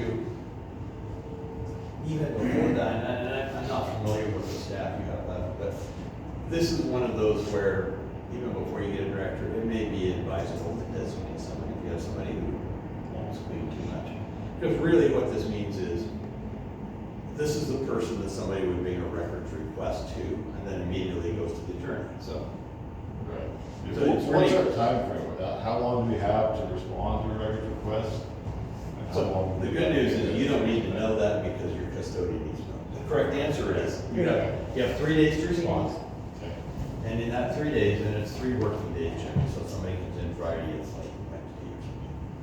But, so you have 3 days to respond, and in that response time, you can say either here are the records, or we're denying them, and we consulted with our attorney. Or you can say, we need a little more time, we need up to another 7 days, so total of 10 days to respond. Yeah, I was gonna say 10 days is like what they normally request. Anything after 10 has to go to the judge, right? Well, no, Okay. but It can, at that Right. point, it's deemed denied. If you don't respond within, if you don't provide it within the 10 days, it's deemed denied. So here's the real trick under the Public Records Act. It's the only place I know that statutorily requires a log. So if you get a records request and 3 days later you say, we're gonna deny this records request, you're required to say, we're denying these records requests, here's how you appeal it. And we had an opportunity to consult with our attorney and chose not to, even if you didn't. So you should never, ever put those words in writing, so you always need to consult with your attorney if you're gonna deny or partial. Okay. And even if you're gonna approve, I mean, if somebody comes in and says, I'd like to see the minutes of the last meeting, you go get it and you hand it to them. If it's more complicated, then you should have readily available a public records request form that you can give people to say, so they can fill it out. And honestly, this is like very important for building a relationship with your community and their trust. It absolutely is. It's Yeah. one of those where and it's more complicated for libraries and others because you can do, there's a lot of records that you have that are not available public. And so if somebody comes in and wants to know something about a book, who else has looked at this book? Everybody knows the answer to that. You don't get to see it. But for a staff person to say that, you have to say, and we consulted with our attorney. So having an attorney who will be responsive is regardless of who that is. A records request should never be a discussion topic. It's always whoever's responding in conjunction with the attorney. Okay, last part. We're all ethical, right? Mhm. Okay, so we get to see some things that sometimes are criminal, sometimes are just violate the statute, and other times don't do any of that and are just unethical. So harassment, like coworkers, supervisors, we're generally opposed to it because some of our most costly claims have the term harassment in it. Releasing public records without authority, so the wrong person releasing the public record. And to that end, it's one of those areas that's really critical for staff training. Every person who works or volunteers at the library needs to understand what is and is not their job when it comes to public records. On the flip side of that, not releasing public records that should be released from a custodian is unethical. Open meeting violations. It's a statutory violation, but it's also an ethical violation. Failure to follow the bid public works statutes. That's one of the things that the legislature has made much easier. It used to be that every different type of agency had different levels, and some of them started as low as $5,000 to require a bid. Now it's $50,000 for everybody and $50,000 for licensed public works contractors. How does that work with ongoing contracts? So does it, if the ongoing contract eventually is gonna hit 50,000? So for an example, let's say if they vote to hire an HR, or they don't vote to hire an HR, or they don't get, Yeah, so if you're hiring a firm, there are some exceptions, Okay, and probably hiring HR would be one that wasn't. So let me give so you, that would not be under the 50,000, okay. let's use a better example. Hypothetically, if you had a library and you had a lot of people coming in, flying their jets in, like in Sun Valley, and so you own the airport, and you contracted with somebody to plow the snow, and your contract is $40,000 for this winter. Right, I think you could do that without bid, and then it'd be Okay. 40,000 the next year. So it's not year after year, but if it's, so within If a it's- 1 year period, if if it it's- equals to 50,000, and there's, this is more or less guidelines, Okay. there's not a specific thing. But if you're doing, it's $1,200 a month for the year, I'd say, yeah, you probably ought to bid that. okay, There are very few things that, other than building or remodeling, there's not many things that the library would be bidding. Because most of your expenditures are things that are exempted under the public record. This is really about, We've got multiple. when you buy your first bookmobile, if you buy it new, it'll be over $50,000. 500,000, I can guarantee, then you have to bid. Yeah. I'm not holding. Yeah, unless it's the Ada bookmobile that's what, like 500,000? The what? The Ada County one, Meridian. Yeah, they're That one expensive. was ridiculous. They're Yeah. expensive. Yeah. I think the Sam, I think, well, I think Sandpoint just did that same thing. It was like 500 and something thousand dollars for a bookmobile. And it caused a huge uproar down there. Yeah.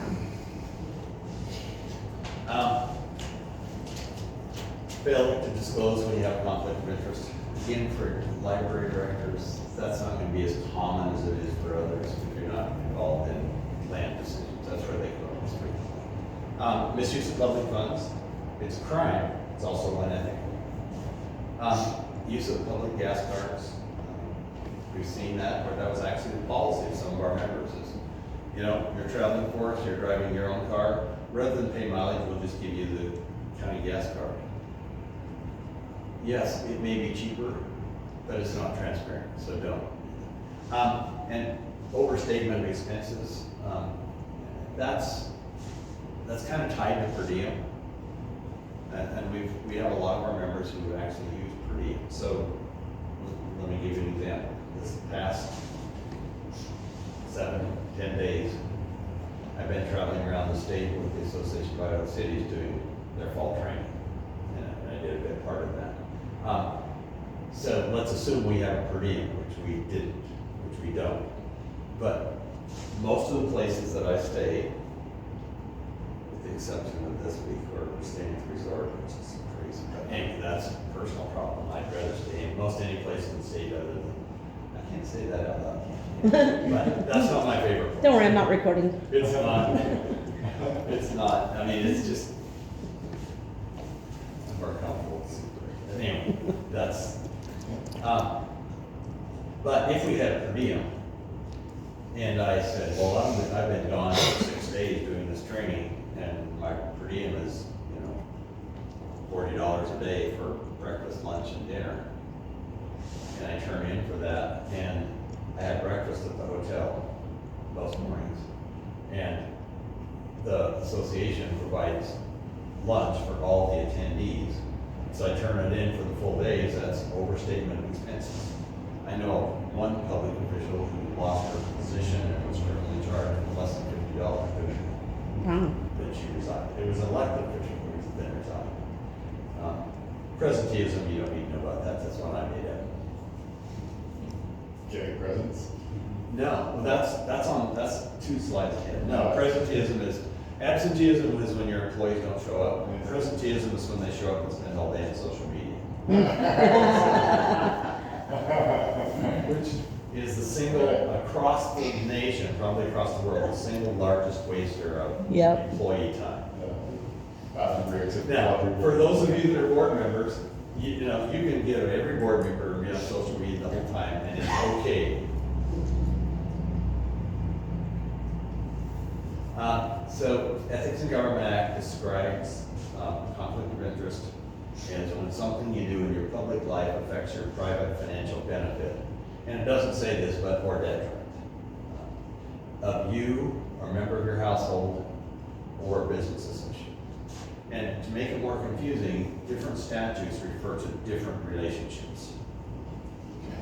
So this is the one statute in the ethics world that deals only with you as board members, or pretty much only with you as board members.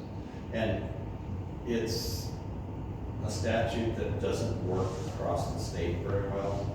It's actually a state that, or a statute that is older than the state. It was carried over from territorial days into the original state statutes. It basically says, and it's one place where it's not, if you have a conflict, you can't step down. So you can't be involved in a contract made by you or by a body of board of which you are a member. Right. So for most of the last 25 years, an odd number of years, I've had the opportunity to travel around the state right after city elections. With the exception of 2019, where I don't recall anyone coming up. But every other 2 year section, when we talked about this statute, we would have newly elected, not yet in office, officials, city officials come up and say, so you mean I'm now on the city, once I'm on the city council, my store can't sell or my business can't do? That's what this means. So no honey in the library, Aaron. No, I can't hawk honey through the library. No, I have to have a contract. That's different. I can't extract the library's honey. Horrible.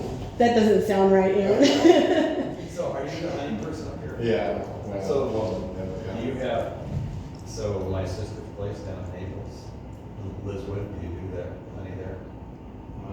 no, there's already have McLaury's bees there. Okay. Anyway. So a director cannot hire her children to work at the library. Once again, you're ahead of us. No, nepotism. But yeah, the answer is probably not. Okay. So, an example was this past fall.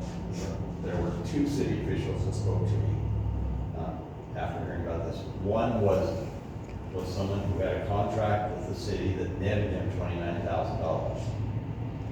He said, so I can't, he was actually their insurance agent. So he said, you mean once I'm on the council, I can't do that? I said, yeah, you can. That's a contract with the city, it generates revenue for you.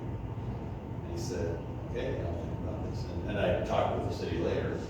He gave up, he said, you know, he's well off, more well off than some of us. And so $29,000 wasn't a big deal to him. So he said, you know, I want to provide civic service. This is what I've decided to do, and I'll just forego the contract. And he did. So he made the right decision. The other one was a mayor in a tiny small town, ICRMP, who was elected mayor, and he's a contractor. He has some specialized equipment that's the only equipment in that area that can do certain things. I think it's like when they get certain, he has some really reaching, like extended backhoes that go way out. And so periodically, he would be called by the city to do something down at their sewage treatment plant. So he said, so I can't contract with anymore.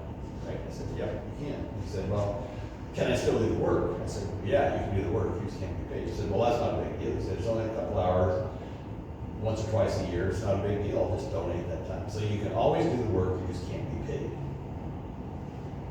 Which is true of nepotism too. So then there's Title 18. My hope is that most of you aren't intimately familiar with this. This is a criminal code. So if pay a fine, go to jail. Deals with things like bribes and threats. Compensating public servants. You can't be paid anything for doing your job other than your exorbitant salaries. It probably applies to me more than anybody else in the state. I frequently will have calls from our usually smaller members saying, we hear you do training, how much would it cost for us to have you come and do training? The answer is a lot, but you've already paid for it. So if I were to accept anything additional, it would be a crime, it would be a violation of the statute. You can't use public funds or property for your personal benefit, so, you know, unless you have authorization. So, for the little tiny cities that, you know, where the public works crew used to flip a coin to see who took the tobacco home, that's a crime unless the city has authorized that, and it probably hasn't. The fact that you are disclosing information for your personal benefit is a crime. That's one that. The fact that you don't have authority to do that or that you're not in office doesn't make any difference. Mm-hmm.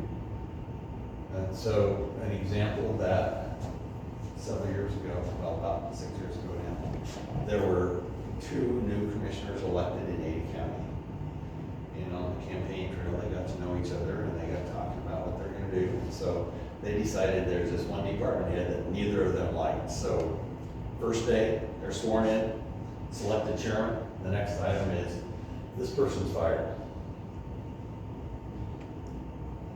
That was a just over $2 million sentence. Mm-hmm. Because one of the things they had done, even though they weren't in office, they had violated the open meeting law. That was a decision of the jury. So they deliberated for that decision. Plus, it wasn't on the agenda. Plus, they had a process to go. I mean, there was lots of things wrong, but So Kelly Bonner and my coworker that I currently now worked, that was with us when we met.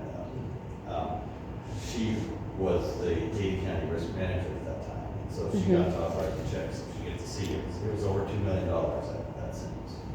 So does this only count when there's money involved? No, Okay. no. So if an employee, because I'm not supposed to call names out, right? So if an employee gets onto social media and tells everyone to come to a board meeting an hour early so they can keep people out from coming in, the opposition, is that considered corrupt influence? Well, it wouldn't, I don't think that would be a crime. Mm-hmm. They're not board members. But it's definitely unethical, right? It's probably not ethical.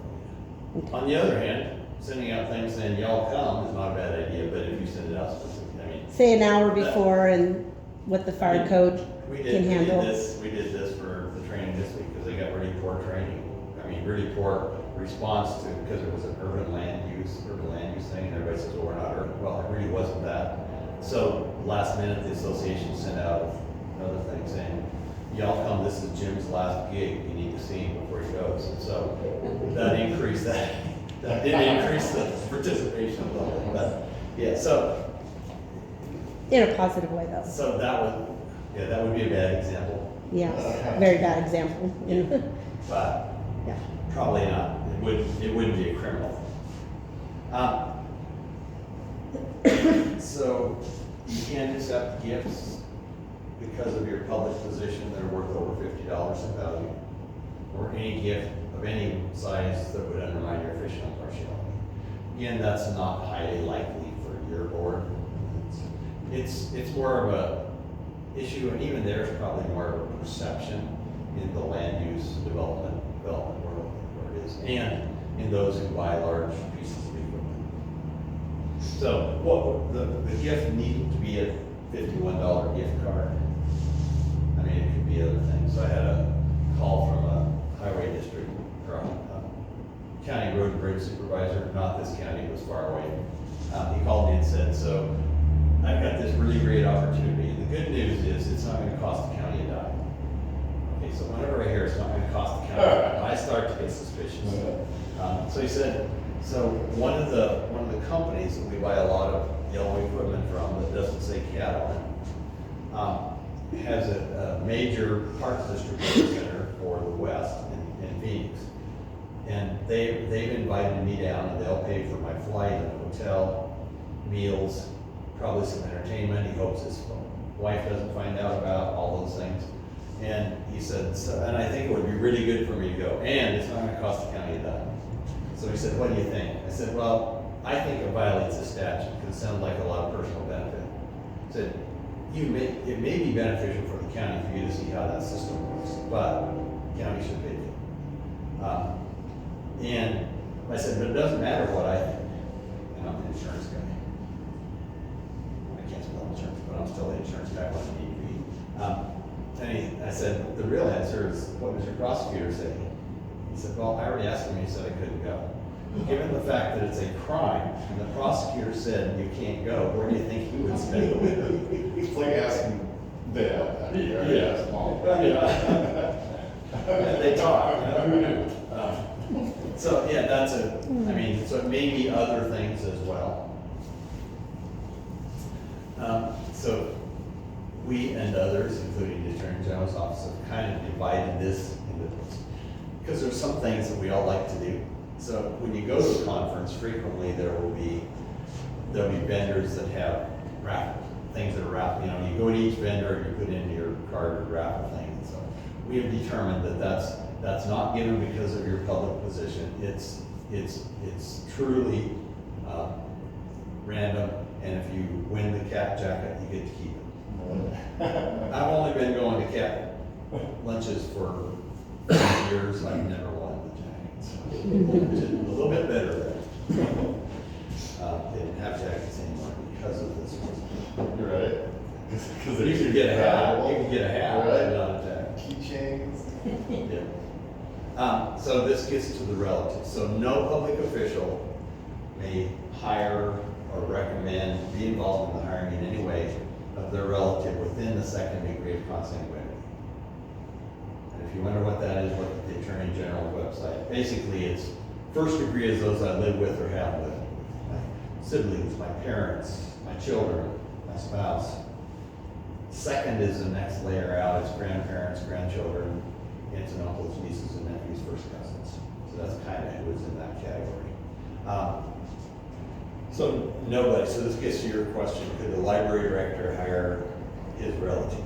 No, Okay. Because the director is still considered. because the director is a public official for this purpose, as anyone who's elected. And for other districts, you may be able to say, well, the board did this hiring. For a library district, it's clear. What's not so clear is whether or not the library director can hire one of your relatives within the same. And the answer to that is going to be, what does your attorney say? Still sketchy though. It is, but, I mean, we've got a lot of communities where there's only 2 last names. Right. That's true. 200 people. Not here, but around the state. So it is a challenge. But then at that point, because like we have a city and a county attorney that is one. And I know that she turned around and went and got, I think, the Secretary of State or maybe the Attorney General to sign a letter off on it. Yeah, yes. So, when I said earlier, this Attorney General will not be involved in local things, the Attorney General can be involved in anything Right. that the prosecutor asks. Well, prosecutor and also the sheriff. Yes, They both can invite. yeah. on that. Well, the sheriff on some things, Yeah, well, the sheriff, yeah. in terms of misconduct on the part of the sheriff, the Attorney General's first of all. Well, exactly, yeah. But if it's. But if the sheriff feels it's a conflict of interest, then he'll either go to this, Right, yes.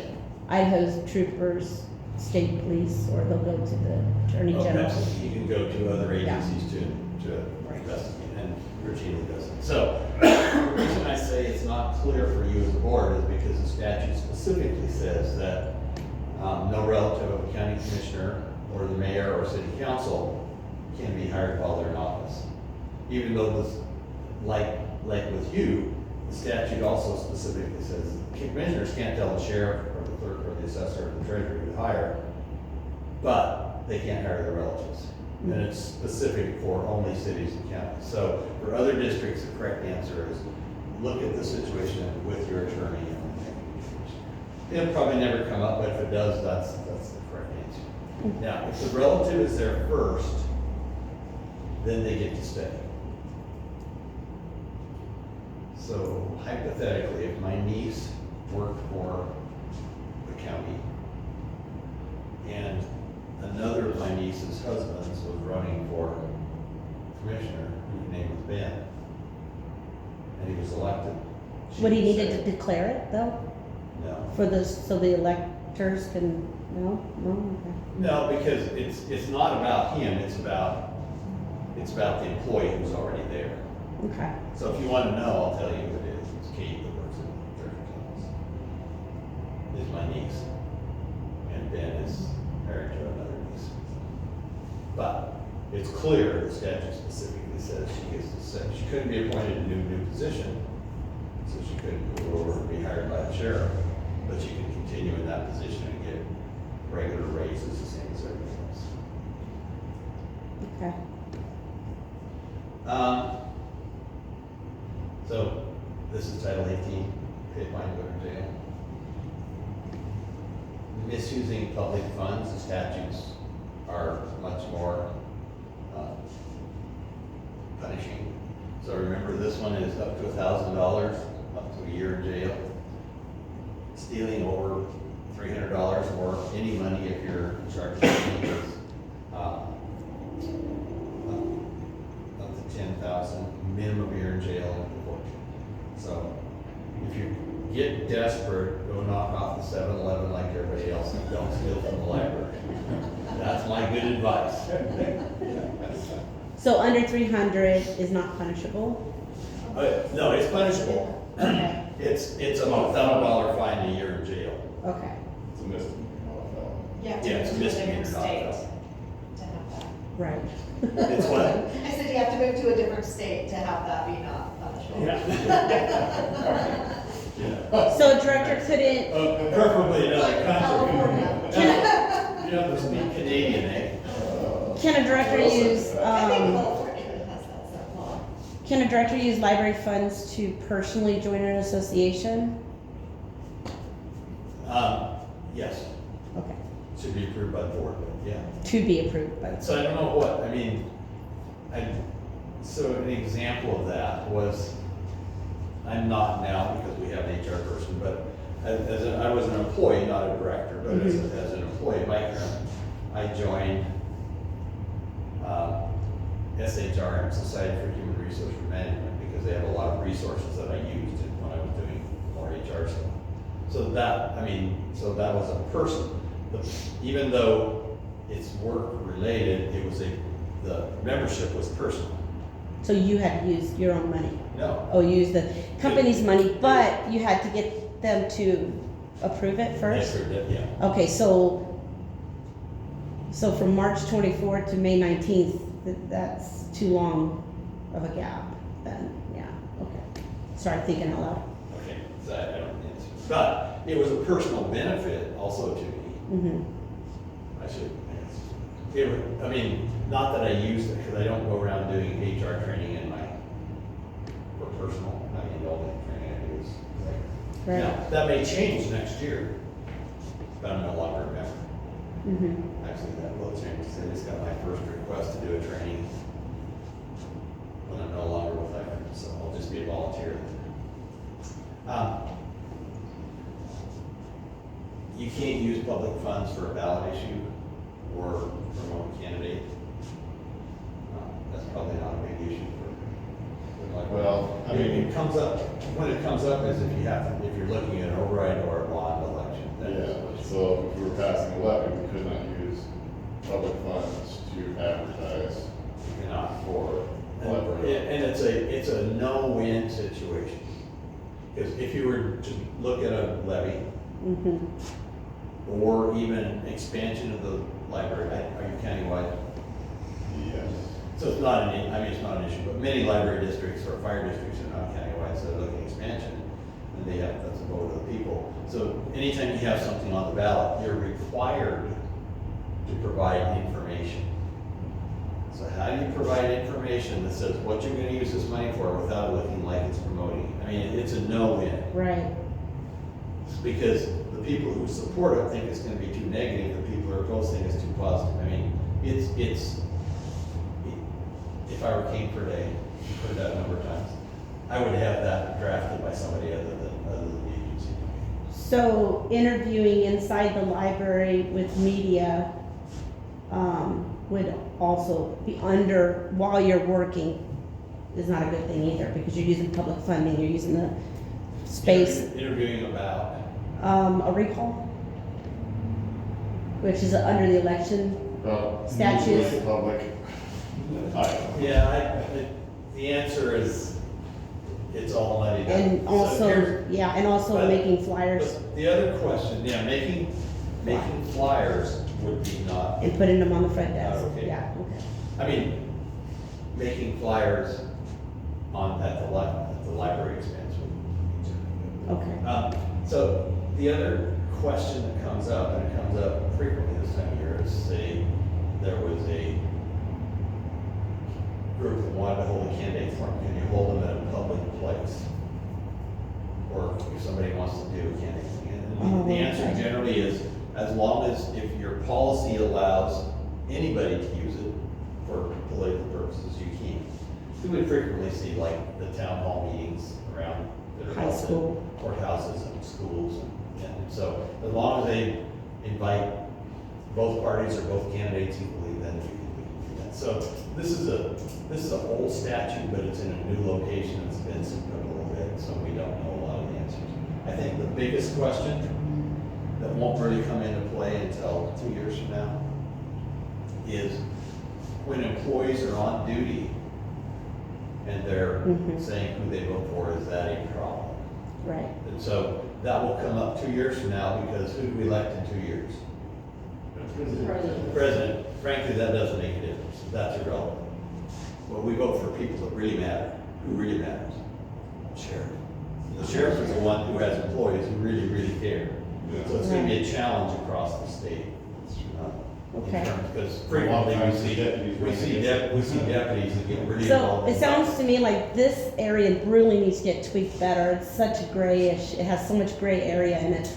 It does. Yeah. So when we say tweaked, I'm not gonna hold my breath for the legislature to tweak it. It will be some court decision. Well, I was actually shocked. So last year they changed, Secretary of State changed the whole 20% signatures from a recall of that area. They changed that because it looked like it was supposed to be of the whole county, and it actually was whoever was able to vote for that particular person, so like a zone or a district or whatever. So that was interesting. They did that all on their own without a court or anything. They did that last year. So there will be some things that will be determined by, so the Secretary of State really doesn't get to make policy, they interpret it, and sometimes they change interpretation, so Okay. it looks like it's new, but it's Yeah, they just an revoted it. interpretation. Yeah. Yeah. If I made a comment, we will have a new. Words have meanings. We will have a new Secretary of State. The Secretary of State for years had an election guru, Tim Hurst, who was really, really knowledgeable and was really helpful across the state. And then he retired, and so the incoming, who I anticipate will be the incoming Secretary of State, has kind of lived his life recently, the last 20 years on elections. So that will be his focus as opposed to other things. Whereas Secretary Denny was really more interested in the land board issues than other things. He had a good staff, but if the person at the top, if that's their interest, it's always good. So, stay out of ethics trouble, consult your attorney, tell them the whole story, and follow their advice. So don't ask your attorney if you can go to Phoenix, and then when they say no, ask them. Play your parents. Playing your parents. Okay, questions, comments? So I actually have a list of questions. Okay. Okay, so my first question is going through policy, personnel policy. Personnel policy. Right? And it's one that's based off of the one you guys have on your website. Is the one we're looking at right now. And I didn't see anything about in the workplace, violence workplace. So if patrons or someone coming into the library creates atmosphere or people, is a conflict there, and people don't feel safe, either employees or patrons in the library, there is no statement in personnel policy where we say we have some mechanism in which to address that. And I don't even know if we can legally address that. You can and you should. It's Okay. probably not best addressed in the personnel policy. Okay. The personnel policy is really designed between the board and the director and the staff. Okay. And really the other policies that affect patrons really aren't in the personnel policy at all. Okay. So I think you should address it. I think it should be separate. Okay. Okay. Is that more like under trespassing policy, like in the area of trespassing? No, it's a combination of civility and security. Okay. Can I add something to his question? And I'm I'm gonna not the right person to ask. I'm gonna get really direct, and I'm so sorry, guys, I really am. Sex offenders are not supposed to be so many feet from children. Can they be down in the children's section? They don't wear a sign, so I don't know. Well, this is a small town, we know who they are. Well, it's only one of them. Yes. So that's above my pay grade. It's a problem if the library hires sex offenders to work with children. But being there, Yeah, is that the we're sheriff? talking about red, being there is a different thing, so. So if a patron says, hey, I believe that gentleman is a sex offender, would it be appropriate for the employee or probably would be the director, not even an employee, to call the sheriff and let him make that decision? Or actually it would be the chief of police, but, Yes. okay. And I think it's also gonna depend on what they're doing. Where is his rights or her rights as a citizen still? So, yeah, Well, it'd be hard for an it's employee hard to for- certify that they are a sex offender. Well, they just call and say, Yeah, I've you can't- received a complaint, right? Can they just say? If somebody comes up to me in my personal life and says, this person's a sex offender, and I want you to limit their rights, don't I have to know for a fact that that is true? No, beyond that. It's a You don't get customer, to look at their rights anyway. yeah. How do you get on and get to the facts? That's an area that, again, there's not, to me, as far as I know, there's not a clear answer to that. Should the employee ask the patron that did the complaint to call? Yeah, and that's. That might be a good thing. Yeah, when you get- Right? So, in public places, when people are doing what that public place is designed for, it's hard to limit, it's hard to limit. On the other hand, if they're sitting down there participating with children, that may be a different thing than if they're in the library looking at it.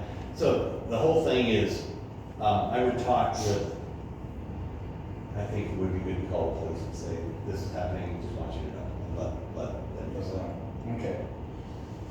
So, also in my personnel policy, and, this is based on kind of a recent event, is it okay to say no employees or volunteers will have weapons or knives or, is that something in the personnel policy? Because as a concealed carry state, we cannot say that about the patrons. Right. But we can say that about the employees, because in theory, the employees are in our name, even if they're volunteers. Employees are. So the correct answer is, and this, it sounds like a broken record, but the correct answer is, this is something you should talk over with your attorney. The general answer across the nation is, employers get to determine that as employee behavior.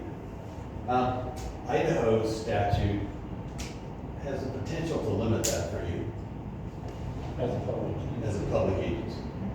So we would have to go there. Okay, So, are you familiar with the statute? It basically says no public agency may make any rule restricting carrying of weapons. right. Does that apply to employees? And I can tell you that different attorneys have viewed that differently. That's why it's critical that you look at. Well, Bonner County commissioners wear their guns. Commissioners are different. Okay. They're allowed. They're elected. Plus, they are not in the courthouse. That's true. Because the courthouse, you're prohibited from carrying guns in the courthouse or in schools by state statute. It's the other ones that are not. Okay. Sure, we have elected officials and appointed officials who carry, I'm sure, concealed and open carry and training we do all the time. Mm-hmm. You never know. Okay, so, I'm not carrying today. so I've heard, and I'm not sure, but does the FMLA, the Family Medical Leave Act, apply or not apply to us because we're such a small group? So it's federal doublespeak. So I'll try to explain it and then I'll tell you what it really means. So the statute, the FMLA statute says that it applies to all public agencies. So it applies to the district. However, in order for employees to be eligible, you have to have 50 employees, they have to work 150 hours and work a year. So it applies to the district, but your employees are not eligible for it. Or don't have to, you can make them. So in our sample policy, we actually have addressed that. We have a full FMLA section. And then we also have the Fought one over where, whether to leave the whole thing in or. no, don't leave the whole thing in, but you leave it says FMLA, and it says in language something like, because we have less than 50 employees, this does not apply to our employees. So we recommend you leave that in your policy. Again, it's sort of like giving and taking away. It's stupid, but that's the closest our attorneys can come up with a way to deal with it. Okay. Mm-hmm. But we can still decide on an individual case if we're going to. On an individual case, or you can grant it as a benefit to employees. And we have many of our smaller members that don't have 50 employees that grant it. Okay, last question. How about next? This is the good Come up one. with another. No. So, my question is about the communication flow of our recent struggles with ICRMP, I guess I would like to say it. So to me, and I made the diagram, we have the board and ICRMP are like equals on a communication level, because we should be talking to each other. Yes. And then the director and the lawyer that we generated for our personnel action should be talking together. Yes, but that attorney can also be speaking with the board. Right, and so when I went through and I drew the diagram of our recent conflict, the one arrow I didn't get to draw was between ICRMP and the board. Because I feel, even when these guys went down and did their presentation to you guys, they were unprepared for the questions they were going to be asked. And I guess. Our board, you mean? Yes. Yeah, our board, We did not know why we got our letter. And I'm sure some of that falls to us because we weren't keeping contact.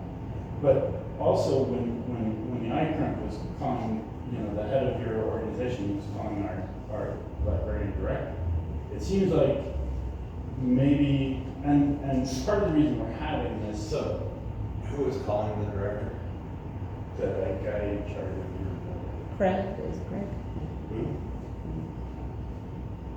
She told, when the story was told me, it was the guy in charge of ICRMP. And she used the name I'm really terrible. Tim? Yes. Okay, all right. So I'm surprised that Tim called, but. Right. And so I'm thinking about this, I'm literally the newest guy in the room. And so I'm thinking about this, and I think maybe what we could do is build more of that cross between ICRMP and the board conversation to avoid where we ended up now. I absolutely agree. Okay. All right. Those are my questions. And our official contact, because ICRMP, because we've got large organizations and small organizations, each agency has one official contact. Right now, that's your chairman. So if you look in our records, your name pops up. Okay. And so that's who we would be contacting. Normally, that would be a staff person. So we would first contact him, which is probably why Tim called the person he did, because that was probably the number in our system. We don't generally have all the other board members' names and numbers. Having said that, a letter like that would go out without being reviewed by communication with your board. Well, and I guess, to me, the troubling part is, we didn't know what we had done wrong. And I certainly understand that we could have asked that question. I think we need to build better communication channels with our future director as well as attorneys and ICRMP. I think all the communication channels were pretty bad in the last iteration. So ICRMP is new at this. We've been around for a long time. The whole idea of sending the letters started. I mean, we've had that happen we've had some drop memberships when we discovered they were public agencies, but this is relatively new, and so we're not good at it either. Your liability is I've been probably working, and so this is extremely, right? I mean, what? The liability that ICRMP is facing through its public agency is probably grown quite a bit in the last few years. Yeah, that's an understatement. So does the board So even know what the cancellation was over? Or was I that think more on an so. employee So level? I am not part of that at all. And I've done some training and I've been interacting mostly with Judy and with former directors. I didn't interact with the last director, but, so I felt like I was kind of like in the loop. And I was totally surprised by the letter, so I didn't know anything about it. But the board votes before the letter gets sent out, a yay or nay, right? I'm assuming so. Okay. I'm not part of it, I don't don't sit in on board meetings and stuff like that. And then I don't know, we need to change the board. Did it go to the board? Let's look the letter. The letter we You're got. talking about the ICRMP board? Yeah, I think that's when they met on the 26th, 27th, ICRMP. July. Yeah. When they Yeah. voted. So I assume it did, I don't know the Yeah, answer, so. yeah. So there's a lot of people in ICRMP, and I'm probably the fourth one to talk. All right. You're the one that enjoyed most talking to. Well, thank you, that's my goal, yeah.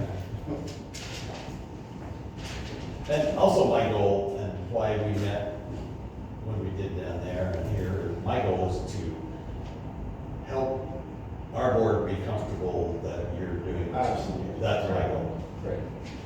This was very, very useful. Just because you're in the north and I like people from the north. Right. I have two questions, if they're done, I don't know if they're done. Are you- I personally I don't wanna step over the board. Any other board questions? Go ahead. This one's kind of more branching. In the very beginning, you were, talking about if, there's a liability lawsuit, then it's gonna most likely fall on the county, On the district, on the district. right? Is that county? No, What is that? I mean, We are It's district underneath the it's- offices. yeah, it's, the county is really a separate political entity, it's the. No, I know that, but, when you say it falls on the district, what, would that be the school district? No, the library district. The library, okay, so it falls on the entity, not the The individual. entity, yes. That's what I got confused on. And then the last one, I have all these questions and you And- answered and them, To make so it thank even you. sound worse, technically, if there's a large uncovered claim, it's basically a lien on the taxpayers. Right, I know. And I've only seen that play out once. in You know- 30 years, 40 years. You know, we had a recall, right? And that was something, I don't think when I first started, well, somebody asked me if I wanted to do the recall. I wasn't really the original ideal thinker on that one. And, I was very green, I'm not into politics, I don't really do any of that stuff, so I was not really understanding where this all went. And as I got through almost the whole end of the recall process, I started realizing the impact it was gonna do on the community. And it was really hard on me to think about that. I think it's more important to work with your boards and have an open line of communication. So that goes with my last question, because you honestly answered all of them, so thank you. When citizens have a recommendation, I don't want to call it a demand, but a recommendation that they're very much feeling passionate about, and the board doesn't want to budge, and the community doesn't want to budge, what will be your recommendation to the board on maybe how to at least negotiate so that there's some sort of middle ground? So, there's not a magic answer to that. And I didn't so think it so. depends, let's not use the library board. Okay. Let me give you an example. So let's say that I was a county commissioner of our county, and there was a developer that wanted to put in a development, and the neighbors are really, really upset about this. It's a subdivision. And so they come and they want to do, the neighbors all oppose it, and there's hundreds of them. We had that. hundred Oh, literally. it's constant in Bonner Yeah. County right now. But, and this was years ago. Right. And so, how would we negotiate? The answer is we couldn't. If the developer checks the boxes and meets all the requirements, they get the permit. So. But what if citizens- both sides are, I'm not gonna say both sides are right, but both sides feel that they're right and they feel the law is on their side? Then how should they negotiate? Should there be a mediator that comes in? There can be, I've seen agencies bring a mediator, I've seen committees, I've seen a variety of all kinds of things. But, it's gonna depend on what the issue is and whether or not it's a policy that the board adopts. Ultimately, there's only 3 votes that count. On I think policy. the answer you're looking for is before without the board. That's, Well, that's that's a lot of times, that's what happens. Is the yeah. actual. Yeah. I have one clarification. We were still pretty unsure on when a governing board, when one of our subcommittees would be a governing board. Okay. You know, So like, the general answer, or specific answer is when the board asks a group of 2 or more excluding staff to bring a recommendation, that's when you created a, does it have to be a specific recommendation? Like, we have like working groups, we have I'm on the, what is it called, future planning, Yeah, the planning. whatever, committee. Ken and I are supposed to be on it, you know, we haven't brought in any other actual citizens, we haven't been working in over a year. But with those meetings that Ken and I have been having about that, do those need to be yes. public meetings? So let me give you an example of the city. So for years, many cities that have 4 council members, they would have 2 committees. They'd have a public works and a public safety. Those are kind of the 2 basic areas. When those 2 council members meet, they must comply with the open meeting. Okay. And when I hear the word work group, I'm just thinking about, we're trying to say we're not meeting when we really are. You're right, yeah. Okay. We'll need to figure that out. Yeah, I So- understand the situation that's happened with this, and I'm wondering, is there a way, so it was set up that the director was supposed to set up these committees, but it didn't ever materialize. Right. So now it's turned into that there's no director, so Yeah. the board is having to do that. So when there is a director set up, is there a way to switch it, or is it just gonna be set in stone? It can switch, yeah, it can switch. Okay. I think if there's board members involved in that group though. Yeah, if you've got 2 board members and you call a committee, the director staffing it, you should do it. I mean, you're talking about a piece of paper because you require to have a meeting notice and agenda. For those, almost always you know what the agenda is gonna be 5 days, so you stick it up and you post it on the website saying, we're gonna have a meeting and we're gonna talk about this. And that's really all it is, other than you need minutes. But you need minutes to memorialize what you're talking about anyway. Minutes or notes, kind of the same thing.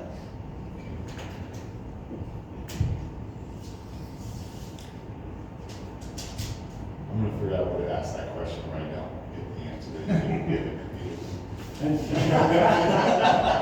You should go talk to your lawyer. Yeah, I have been accused of being a lawyer, but I am not, so just for the record. My attorney thinks you. I go talk to her today. Good to go. She's literally. a Pay her a chicken scratch, you know? Not a licensed attorney. Okay. Just a counselor. So that means someone you live with. No, it's an actual chicken. Oh, okay. Is your presentation something you can access online? No, but I can send it to you.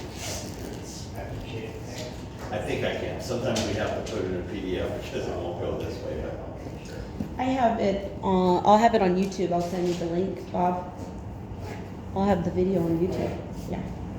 But if you want you want this way, let me know and All right. I can do that. All right. Written If instructions. I had a good memory, I'd say you don't need to remind me, but it'll be Friday before I'm in the office. Yeah, sure. That's a new world, so. Well, I'd like to thank you for putting up with this. Thank you. Thank you for coming. Yeah, very It good. was very enlightening.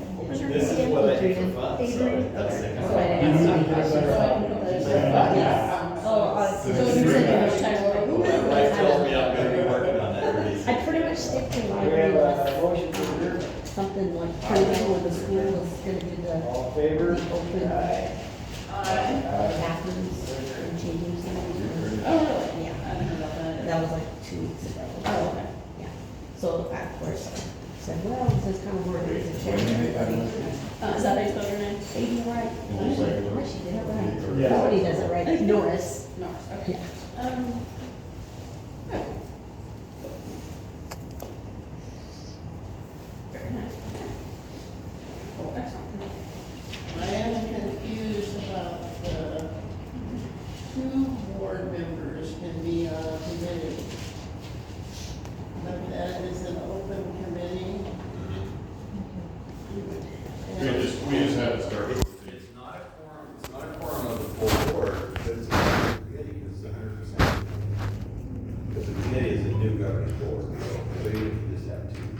is two. So, we, invite, or they come, I mean, how do we get the community